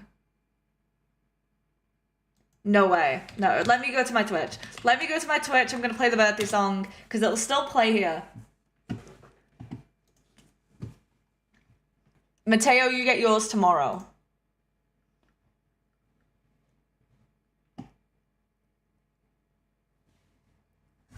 Where is...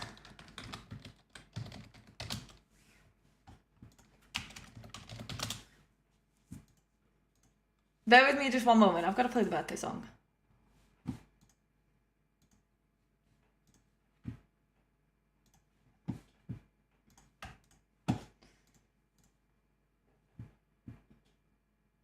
Wait, is your guys both tomorrow or is it today? Wait, whose birthday is it?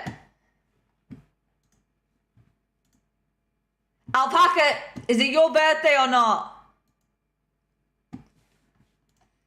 Whose birthday is it today? Today. Because I'm going to do the birthday song. But I'm only going to do the birthday song for whoever's birthday it is today. Because I'm streaming tomorrow, so I can do the birthday song tomorrow. For those.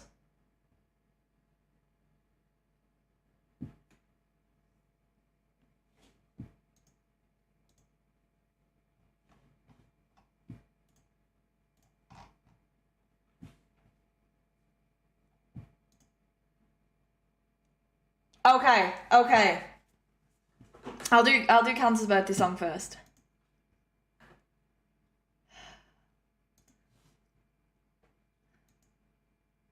Go, go, go, go, go, go, Cancer. It's your birthday. We gon' party like it's your birthday. We gonna sip Bacardi like it's your birthday. Cause you know we don't give a fuck that it's your birthday. Full of bub, mama, I got what you need. If you need to feel a bug. Alpaca, is it your birthday today? But if so, you will get a birthday song. I ain't even gonna risk it. I ain't gonna risk it. Let's do it for Alpaca as well. Go, go, go, go, go, go. Go Alpaca, it's maybe your birthday. We gon' party like it's your birthday. We gonna sip Bacardi like it's your birthday. You know that we would give a fuck that it's your birthday. Cause I wasn't sure, I went with the maybe. And Betrayal, I got you tomorrow. I'm streaming tomorrow on YouTube. I'm streaming on YouTube tomorrow, so you will get your birthday song tomorrow. Starts breakdancing like the Sims cat. I hope you guys enjoyed that display. That's the birthday song. We do the birthday song for everyone's birthday.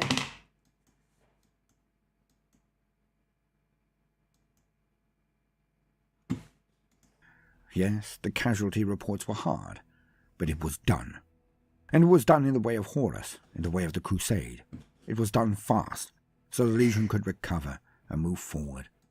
Waddles in Templar, I love that. Bottle of water. Torturing people with noise, I see very Emperor's children. Hey Dagon, it's birthdays. Let me celebrate the birthday. Could bring more worlds into Imperial compliance. So the wild claims of rampant egotism are perhaps true, but they should also be tempered with the knowledge of the difficulty of the task, the import of its swift execution. Few remember that. Of course, I am leaving out as much as I am including at this point. The battle against the rogue Xenos-loving Diasporax, for one. But I need to save some details for an entry for this mighty son of the Emperor Ferris Manus, for there is so little writ about him, for reasons we are about to see. And so, Horus agreed for Fulgrim to meet his best brother, his best friend, Ferris. And they did. Fulgrim brought his fleet in and ensconced it within the lines of his brother's ships. There was nothing strange about Fulgrim wishing to see Ferris, especially as they had parted so swiftly after that battle with the Diasporax. The silence offends, Slanesh, it does. Add this. What is it? Let me look. I'm your neighbour. He's basically Griffin. Argentina. Oh, let's go. I've got quite a few peeps from Argentina. Okay. I'll do it.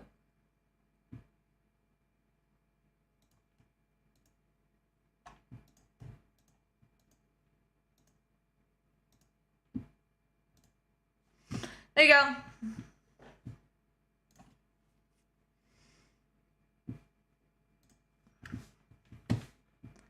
This is your birthday song. It's not very long. Where Ferris Manus risked his flagship to protect his brother's fire raptor. If anything, Ferris was anxious to meet again. He probably expected a swift and awkward apology before a good natter. So the smaller Emperor's Children fleet was at point-blank range with the Iron Hand ships, as the fire raptor took Fulgrim to Ferris. They met, the pomp as large as usual. The Phoenix Guard surrounded Fulgrim, his Terminators pristine as always. They met the Warlock Guard of Ferris. Both escorted the Primarks as they walked to Ferris's private quarters. the two units taking position one after the other in alternating ranks of Morlocks and Phoenix Guard. Alas, Fulgrim was so sure that his brother would see things his way, was so certain that Ferris loved him more than even his father, the Emperor. But in this, the Laer blade had dulled the mind of Fulgrim too much. For Ferris Manus was of Medusa. He'd been raised on a Fuck Manus? Oh, Ferris the Manus. I thought you said fuck Manus. I was like, what? So cute how when the Emperor's children and Iron Hand meet up in books, they act like kids whose parents are best friends and they want to get along because of that. That's adorable. When did you last touch a floppy disk? 2 years ago. He did cut off Elion's head though, so silver lining. Planet where honour and loyalty were all. Fulgrim could not have done worse had he attempted to seduce Rogel. He failed miserably. And despite their connection, their friendship, their history, they fought. Ferris was enraged, as Fulgrim would have been had he not been under the dweemers of the demon, and Ferris moved to strike Fulgrim down. The two fought, but Fulgrim was the faster, and he struck at Ferris, who caught Fireblade in his own iron-covered hands. And he looked deep into Fulgrim's eyes as he declared that Fireblade was of his craft, and he knew how to unmake it.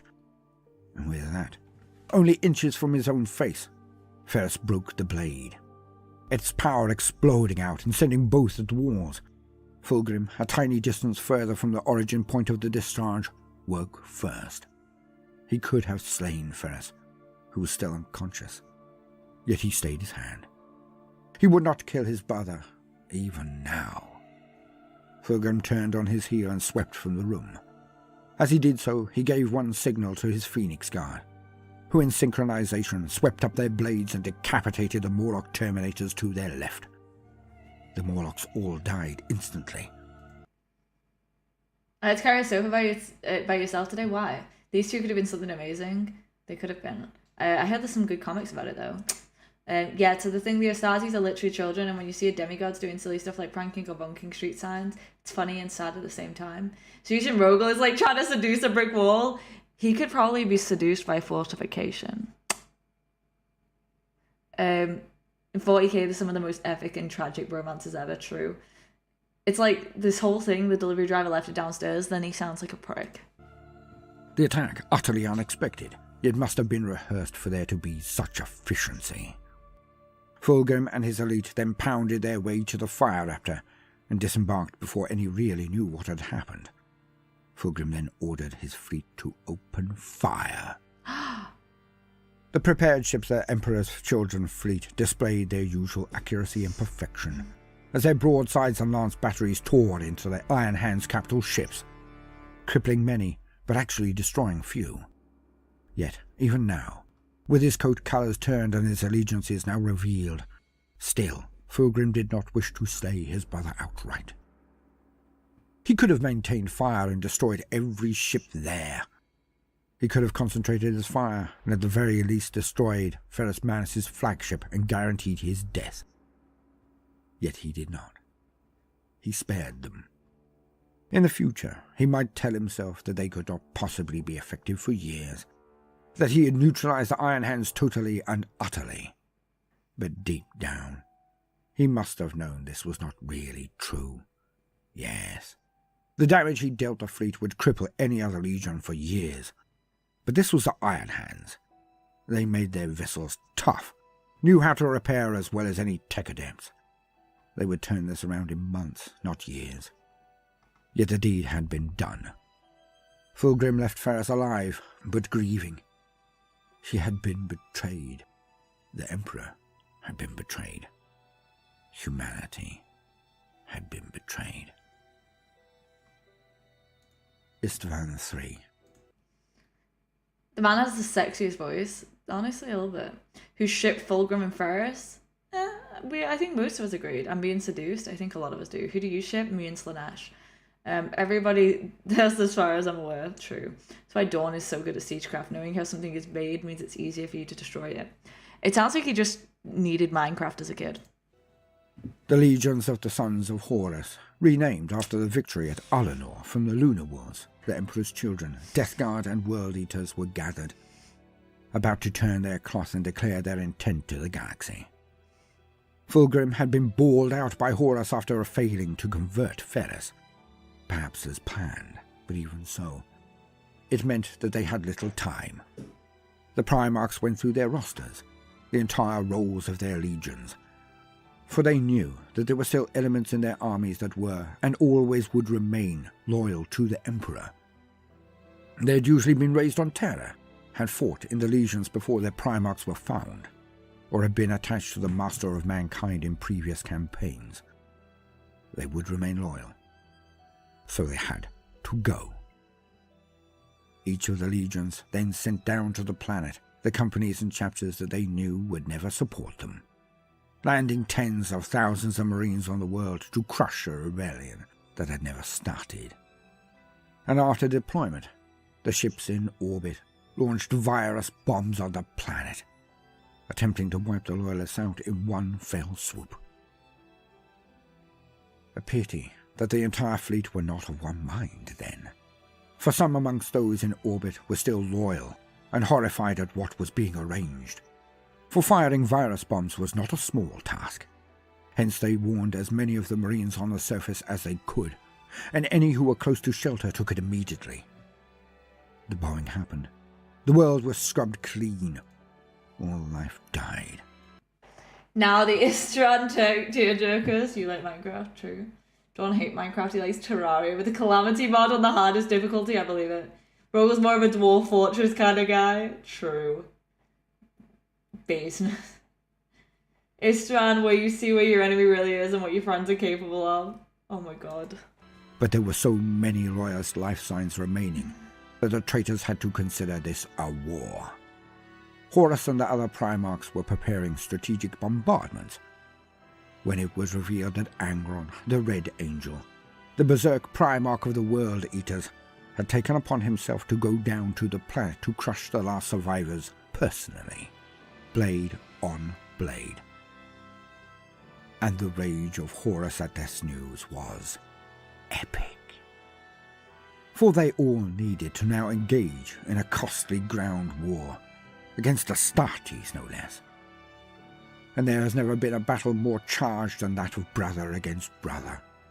So the sheer passion and rage that was displayed in the fighting was something that had never been witnessed between human warriors before, and the carnage was great. And in the middle of all of it, some of the Loyalists bent the knee. Lucius the Eternal, a name he earns later of course, was one of them, defending a segment of the palace housing most of the remaining Loyalist Emperor's children. He betrayed them, and opened the gates after tearing squads of Loyalists to pieces. His betrayal claimed all those remaining in that palace. But in all of this, what was the Phoenix doing?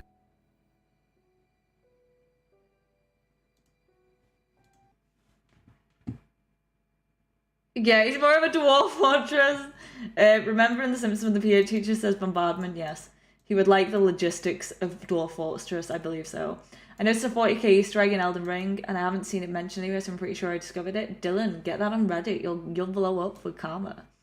Feel like a lot of the Primarks got dull after they went full evil. I like how Angron just goes ballistic and Horus must cope with that. I think they had to purge about a third of the Legion because they would have stayed loyal. Ouch. All the good Chaos characters died during the Heresy. I've heard that's true. We're going to learn about a few of those tomorrow.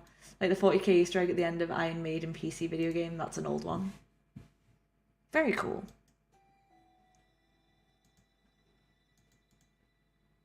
I was really into the story, by the way. Just wanted to listen to some story time.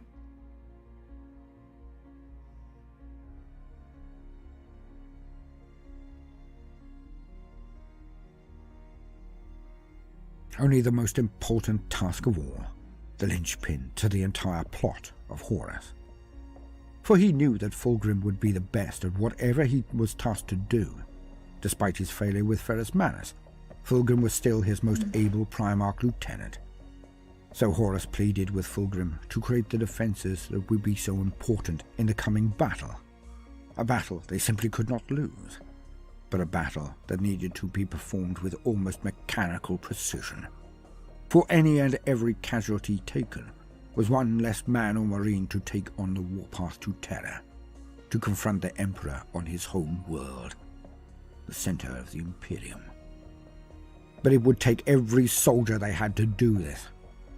Thus Fulgrim was given the defenses to create, and he did.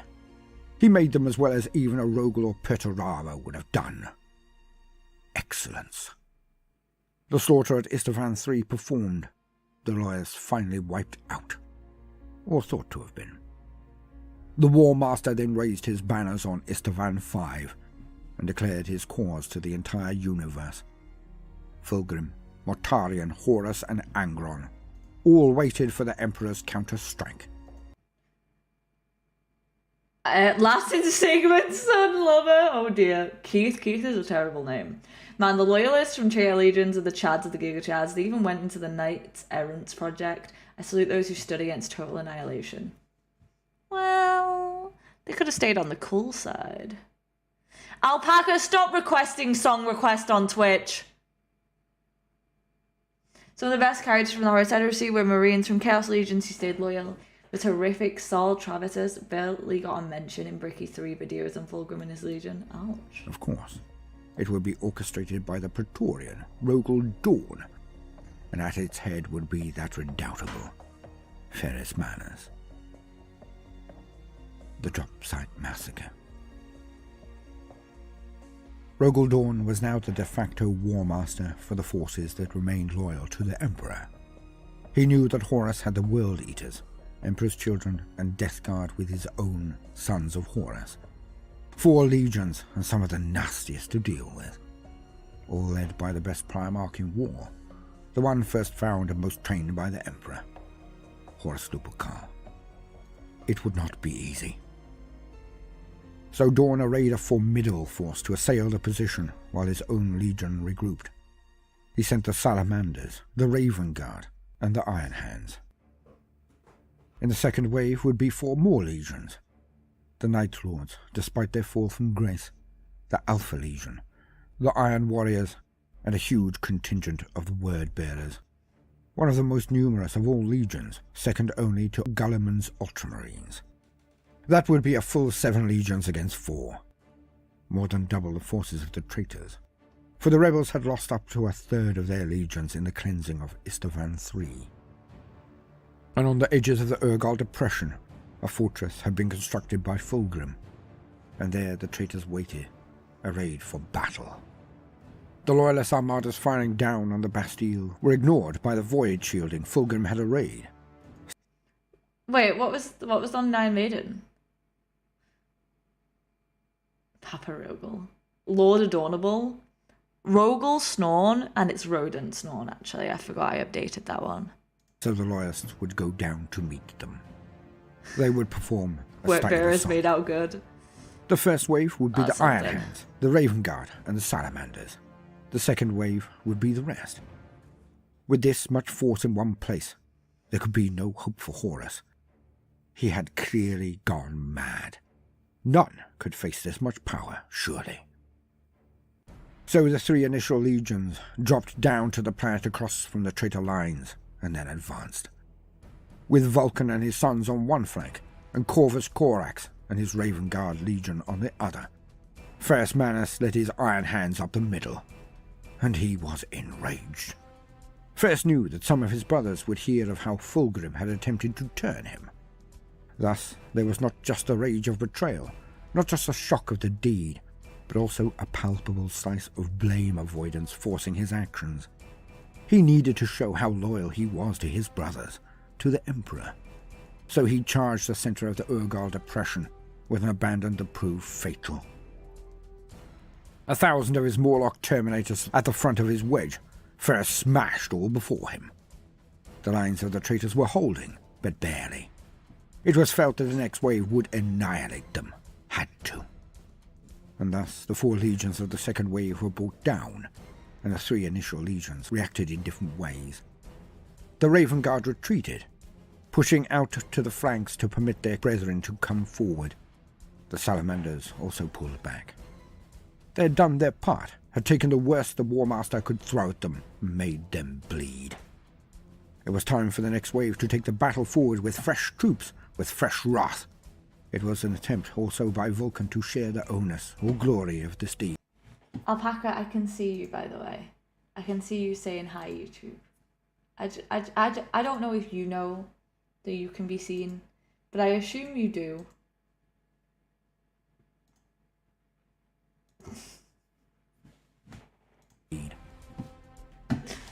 Alas, Ferris was considering his position when he caught sight of his brother, Fulgrim.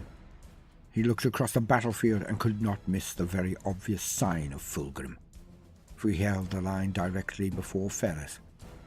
The vision enraged him, and he led his Morlocks on, his legion into the depths of the guns of the traitors, attempting to smash a path through to Fulgrim. But he need not have worried, for Fulgrim too spotted Ferris, and he got up from the defences and pushed forward towards his closest friend as well.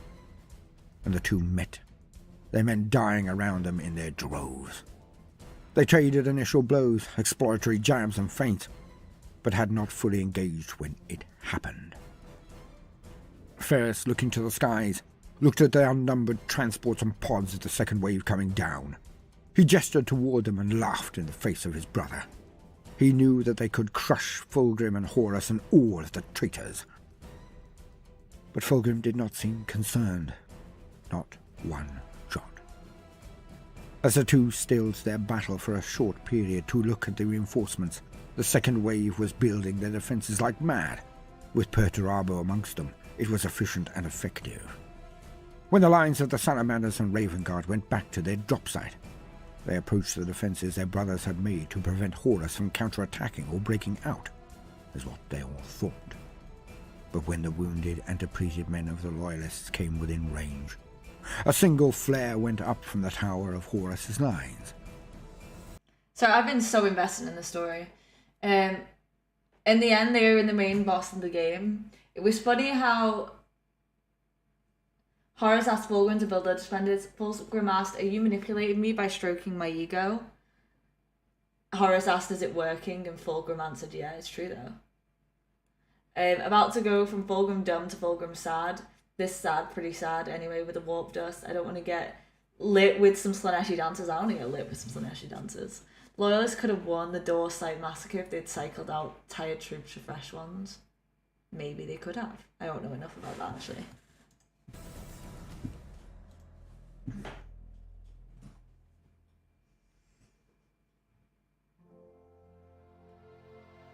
As a single red fire streaked into the sky and then slowly dropped, the walls of the defences of the second wave erupted. The Night Lords, the Word Bearers, Alpha Legion and Iron Warriors then opened up.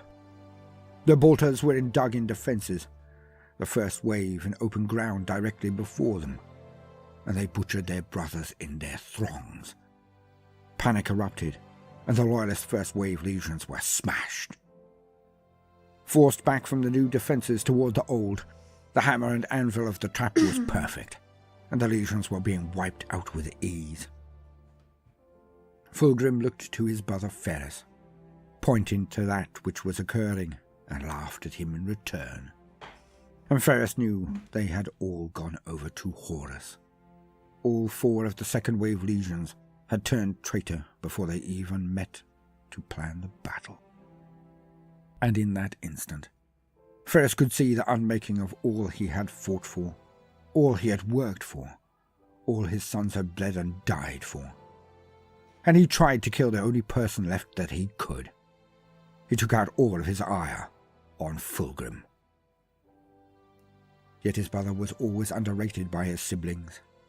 Usually Ferris remembered this, but in his fury, he now forgot. So Fulgrim reminded him. For Fulgrim was, as I read the lore, one of the most potent of all of the Primarks in a duel. He might not destroy as many of the enemy as Angron or Sanguinius might, yet he was lethal in 1-to-1, mano a mano. Fulgrim fought Mano y mano. I love that. Do you like The Land Before Time? Yes. It's good, but it's very depressing. True. Traitors pulled in the Runa reverse card, cries many loyalist tears. Love that art piece. It is a gorgeous art piece. All of it has been. Look at those magnificent specimens of Glaive, Baneblade, and a Contemptor Dreadnought. Yes, beauty at its finest with Kepchikal Terminator armor. Makes me go full Slanesh. I know though. Do I like Beyblade? I fucking love Beyblade. It's like a tiger, yet needled Ferris all the way through, provoking the Lord of Iron to make mistakes, which, of course, inflamed with passion as he was, he did. Finally, with Ferris Manus now beaten down on his knees, his neck open for the attack, Fulgrim seemed to come to his senses. Or was it the machinations of the demon inside the Laer blade? For the fog was now lifting from his mind only at the point that he now experienced.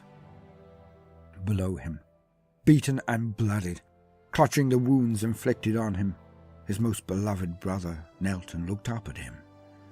But there was no imploring in the eyes of the Gorgon, the name he, Fulgrim, had coined first. They had been so close. But all that was in Ferris's eyes was hatred. No pity, no understanding, no care. Just raw, unbridled hate. And it snapped Fulgrim out. He witnessed all around him, the mind-bending scale of it all, as a massacre of tens of thousands of Marines was enacted mere feet from where they stood all around them, like they were an island in a sea of woe. And it hit Fulgrim. I think a lot of people are going to cry. 11 Barrels of Hell. The STC lists it as a light reconnaissance vehicle. Hello, Alpaca. They had become what he was doing. Yet he could not stop himself. He had decided not to strike, yet he watched his hand as if it was someone else's. He saw the Laer blade come down, as if held by another who inhabited the spot on which he stood, and he could not stop it. And when the blade ended its arc, when the blood spattered from its tip across the ground, it was followed by a dull, muffled thud, barely audible over the cacophony around them.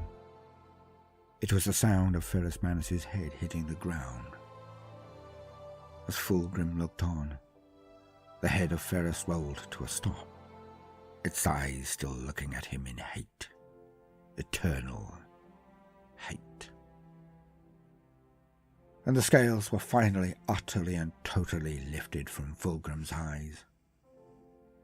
Like the curse of Morgoth upon Húrin, the evil that he had witnessed and ignored, the horror of the last months, it all came crashing down on him. I have not discussed the depravity of the Emperor's children in all of this time, because Fulgrim was so enamored, so enwrapped with himself and his goals, with his legend, that he did not once take real stock, even as things happened before his very eyes. If you watch Baldermort's video on Dawn, it'll make you cry, guaranteed. I'll consider it. Minecraft has pink now. The Bane Blade is a light recce. Oh, I didn't know that. So this it's a story about Land Raiders and Space Marine chapter foundings. It was listed as such but isn't known. If it was the Bane Blade or another one lighter and smaller, that data is lost. Oh, damn. Haunting fan art of Fulgrim and Ferris's head. I believe it. You're weak, Fulgrim. People are sad and people cry. My heart. Let's keep watching. The thing inside the Laer blade confounded his mind, twisted his sensibilities, so that it seemed practically run-of-the-mill, normal. Nothing to rebuke or rebel over. It was as it should be. But now, the blood oozing from the stump of his most beloved brother's body, as it fell forward onto his knees, he could not avoid seeing what they had become. It had all been so slow, the path to perfection, the road to hell, taken one tiny shuffling step at a time. Fabius Bile, the apothecarian, had been experimenting on his brothers. He had begun by trying to make them better at war. It was all another step to perfection. The integration of Laer voice boxes and cords to Marines. They could now screech and shatter the eardrums of their enemies. If close enough, they could burst their eyes and organs, the force-destroying skeletons. Yet it had descended over the time. until Fabius Bile was no longer seeking merely to improve the Marines, but to snatch the keys to heaven itself. He experimented not to improve the person on his slab, but to garner as many secrets from them as he could. He rendered down entire populations of freighters for narcotics that were initially to boost the efficiency and reactions of the Emperor's children. At first, they had been taken by volunteers. Eventually, these combat drugs were taken as standard, ordered to be consumed. Then later, they had descended into being narcotics for recreation and edification. The highs were staggering. But the price was untold tens of thousands of sentient beings. Beings of their own race. The Emperor's children, who were meant to be shining beacons of what was best in the Astartes, best in the Crusade, the best of humanity. They had become butchers as bad as the Laer and other Xenos horrors that they had sallied forth to destroy. They had gone from being saviors to being base, vile slaughterers. And what they had done to the fleet. The insanity and excess that had swept the entire expedition was ghastly. The artists that had made garish horrors out of their own bodily fluids then degenerated into murder and using the fluids of their victims as the colours for their canvas. The great Bekwa Kinska had created new instruments, had attempted to replicate the droning cacophony she had heard in the Temple of Laer, and she had made it happen. Landride would be like, well, for a tank that is, it's not just built for a light or a medium tank. Even if you ignore the size, it's not fitting for that role. 40k does not logic well, and then there's fabulous Bill perfection. Glaive was the bandblade of the Astartes before the Land Rider. Sadly, with the world in Glaive's, STC was lost after the Orc. Wow. I mean, Bob, the thing that impresses me is that up until the end, Fulgrim almost broke the hold Chaos Corruption had on him. About 2 or 3 times it nearly happened. Smallest Titan is a scout vehicle for the Legio Titanica. That's the Warhound, right? Which is the Warhound, if I'm not mistaken. Yes. Warhounds are flankers and recon mechs. Third Legion were like a combo of perfection of the Dark Angels, the Grace of the Blood Angels, and the adaptability of the Ultramarines. Sorry, I'm so engrossed.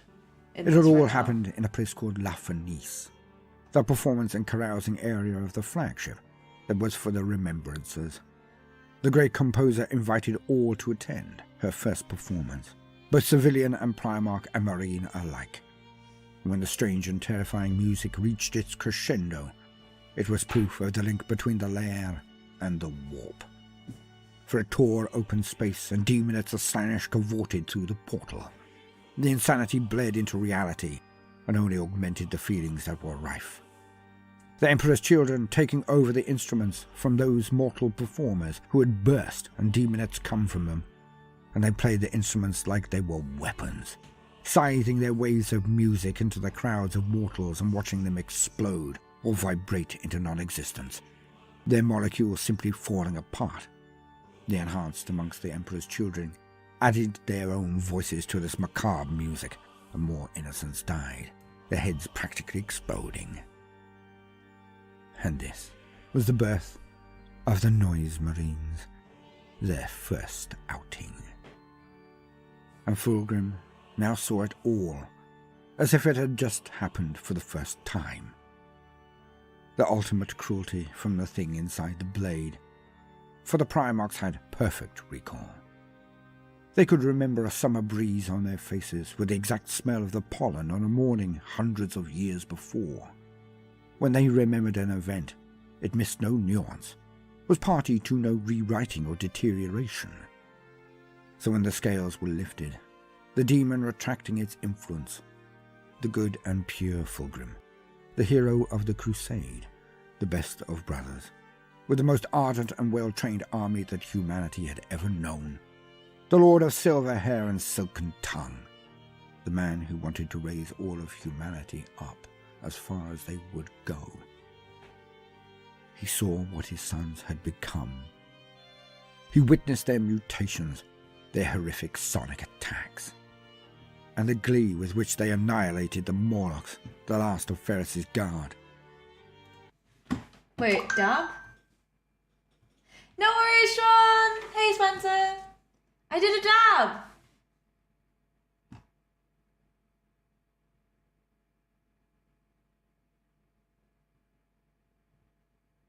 Damn demon legs. True, damn demon legs. There's a second dab. There you go. And Dreadnought, what happens if the Warhounds love each other very much? Yes. Titan classes are not that complicated though, just the higher you go up, the more armor and more weapon mounts you get, but less speed. Fabius intrigues me. He's something else, not chaos, not loyal, not renegade. He has his own agenda where he uses everyone from Xenos to loyalist. That sounds like the best place to be a renegade. If you want a gross time, that's what you get in the Horus Heresy Fulgrim book. That weird opera is from that. Then again, I was really into Battletech and Armored Core, so the mechs in 40k seem simple to me. Oh, that's cool. You can see Bannerblade as a recon vehicle. It's so big, it can have the SATCOM. You need gadgets and fast modifications. Pretty sure the Titans of 40k would stomp Battletech. Also, I'm so into this ending that, like, I've been very quiet. And he saw. They were things of nightmare. Distended jaws for screaming like banshees, wings and claws and teeth among those possessed. It was like a scene from hell. And the worst of it all, the body at his feet. The precious blood of his most loved brother now kicked his very boots. Fulgrim looked on, and finally, openly wept. He was broken. And then, when there was nothing left, nowhere he could run to, no way to avoid the repercussion of his own fall, for all of it had happened because of him. He had not led his men, had not protected them from evil. He had not stopped them devolve into barbarism, had not lifted a finger. Worse, he had been at its center. He could not have defended them from a threat they were never told about. The Emperor, their father, had never warned them about. He had sent them as lambs to the slaughter. So even now, even when he was clear of mind and soul. Yo, Phantom! We're just finishing up something on Fulgrim by Baldermort. And once we've completed this one, tomorrow we'll be doing part 2 where we learn about some of the more prolific people within the Emperor's Children. Baldermort is the best. Mateo, I'm glad you agree. We have just kind of been like, renegades are based. They are. Ash and Claw are renegade and hella based. Anyone who's a renegade is hella based. I like the debates going on in chat, by the way. It makes me happy. Even now, Fulgrim could not forgive the Emperor. For their father had forsaken them. See? Horus was right. I told you. But the cost. Look at what they had become. Mm-hmm. What evil they now performed. Worse than any tyrant or Xenos they had crushed in the Crusade. And it broke Fulgrim. It broke him so much that he accepted a dire offer. For the demon in the blade sensed his weakness, his sorrow, his wish to end it all. And he offered to make it all go away, for Fulgrim to rest forever, to never have to feel the sting of his actions, the pain of his deeds. Looking down at his brother, up at his sons, Fulgrim chose oblivion. And in that second, when he opened himself to the demon, it leapt at the chance. Fulgrim was no more. The Primark that remained was him in body only. His spirit was locked away from his body in the... Wait, y'all have been watching Cocaine Bear? I need to watch Cocaine Bear. I need to watch Cocaine Bear. Doggo go back. She do that sometimes. It's true. It's true. Was it fun? I need to see it. Portrait written in blood and feces on the wall of La Fenice. The demon now possessed Fulgrim's body and led his legion.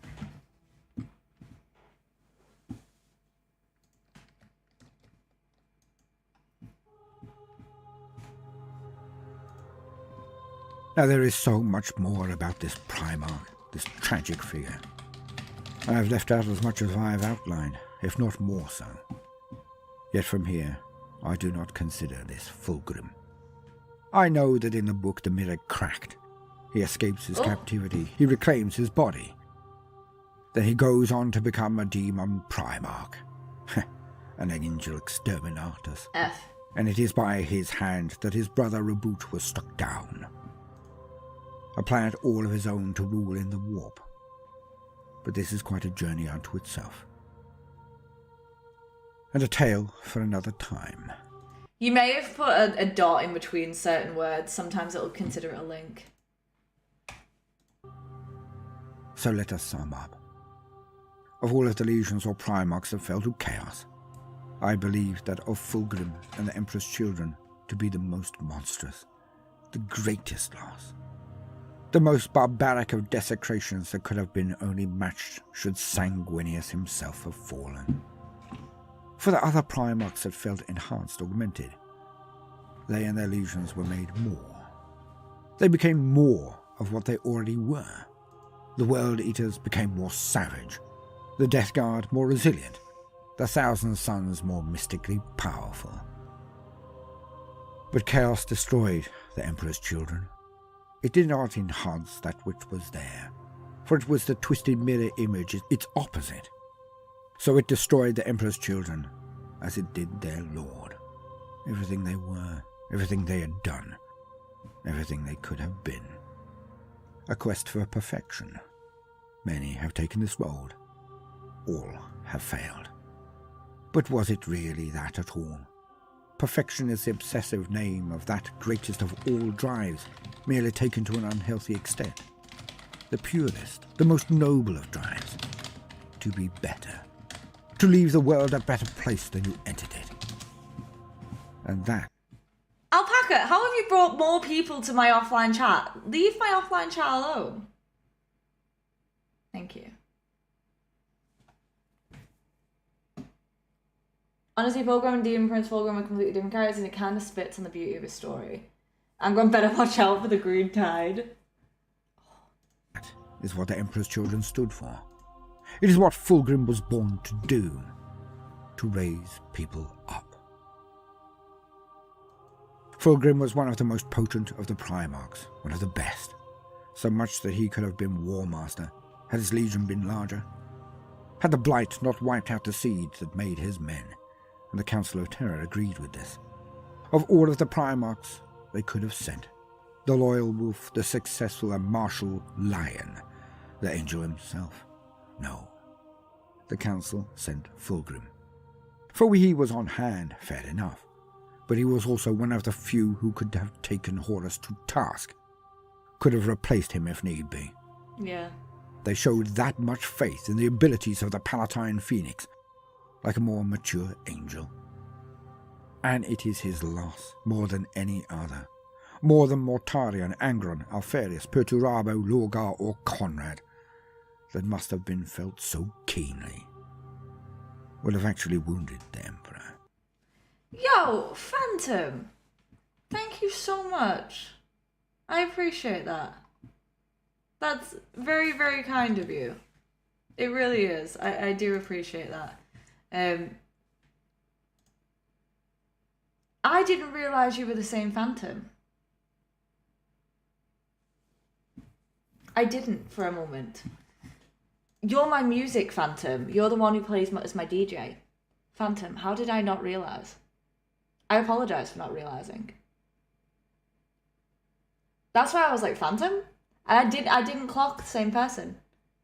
If you guys don't know, Phantom MDM, hella DJ, also hella chucks me off a cliff. Whenever there are people. Thank you so much for the sub as well. Self-image. For only Horus and Magnus were greater losses. Only they. And only due to Horus being found so much earlier than Fulgrim. If the Crusade had taken a different course, if the landing planets had been swapped, then surely Fulgrim would have been War Master. It's true. Weep. Weep for what the Imperium has lost, what the human race has had snatched from us. It's true. One of our greatest lights. Hate to the dark gods of chaos for what they have done. for taking from us the Palatine Phoenix, from taking from us the perfect one, from taking He's still from perfect. us Fulgrim. He's still perfect. Yo, okay. That was really fun. We've got another episode tomorrow where we go over some more of the more notable members of the Emperor's Children. But first, what I need to do is remind y'all, because I always do. Thank you to my royal patrons. My tier 2 royalty Izzo and my tier 1 royalty Hansel Panda, Suki SJ, Sternly, Dan Cohen, Chaos315, Matt Ben, and Dale Naren. Your support allows me to make my content sponsor free. You absolute legends. Guys, I can see my Twitch chat and I can see my YouTube chat, and it's like literally both next to each other. And I'm gonna have to deal with that. Anyway, thank you all for coming in. I appreciate you guys so greatly. Remember, we will be learning more about the Emperor's Children tomorrow. After stream, I will be leaving my town, and I'll be traveling for several hours. So I won't be here for Hell's Reach on Thursday. I'm not home. I'm not in this entire area, so I don't have time to get it set up. But it will be out next week. So look out for that. There's a bit of a schedule change due to me having to travel through the country. But you guys know the drill. Anyway, thank you so much for everything. And thank you for being here. It really does mean a lot to me. Is that Henry? Henry? Who's Henry? Am I Henry? Anyway, I am proud of you guys for getting through today. Even more proud of you for getting through tomorrow. Arrivederci, arrivederci, good to All the way go. Peace. See you on the next one.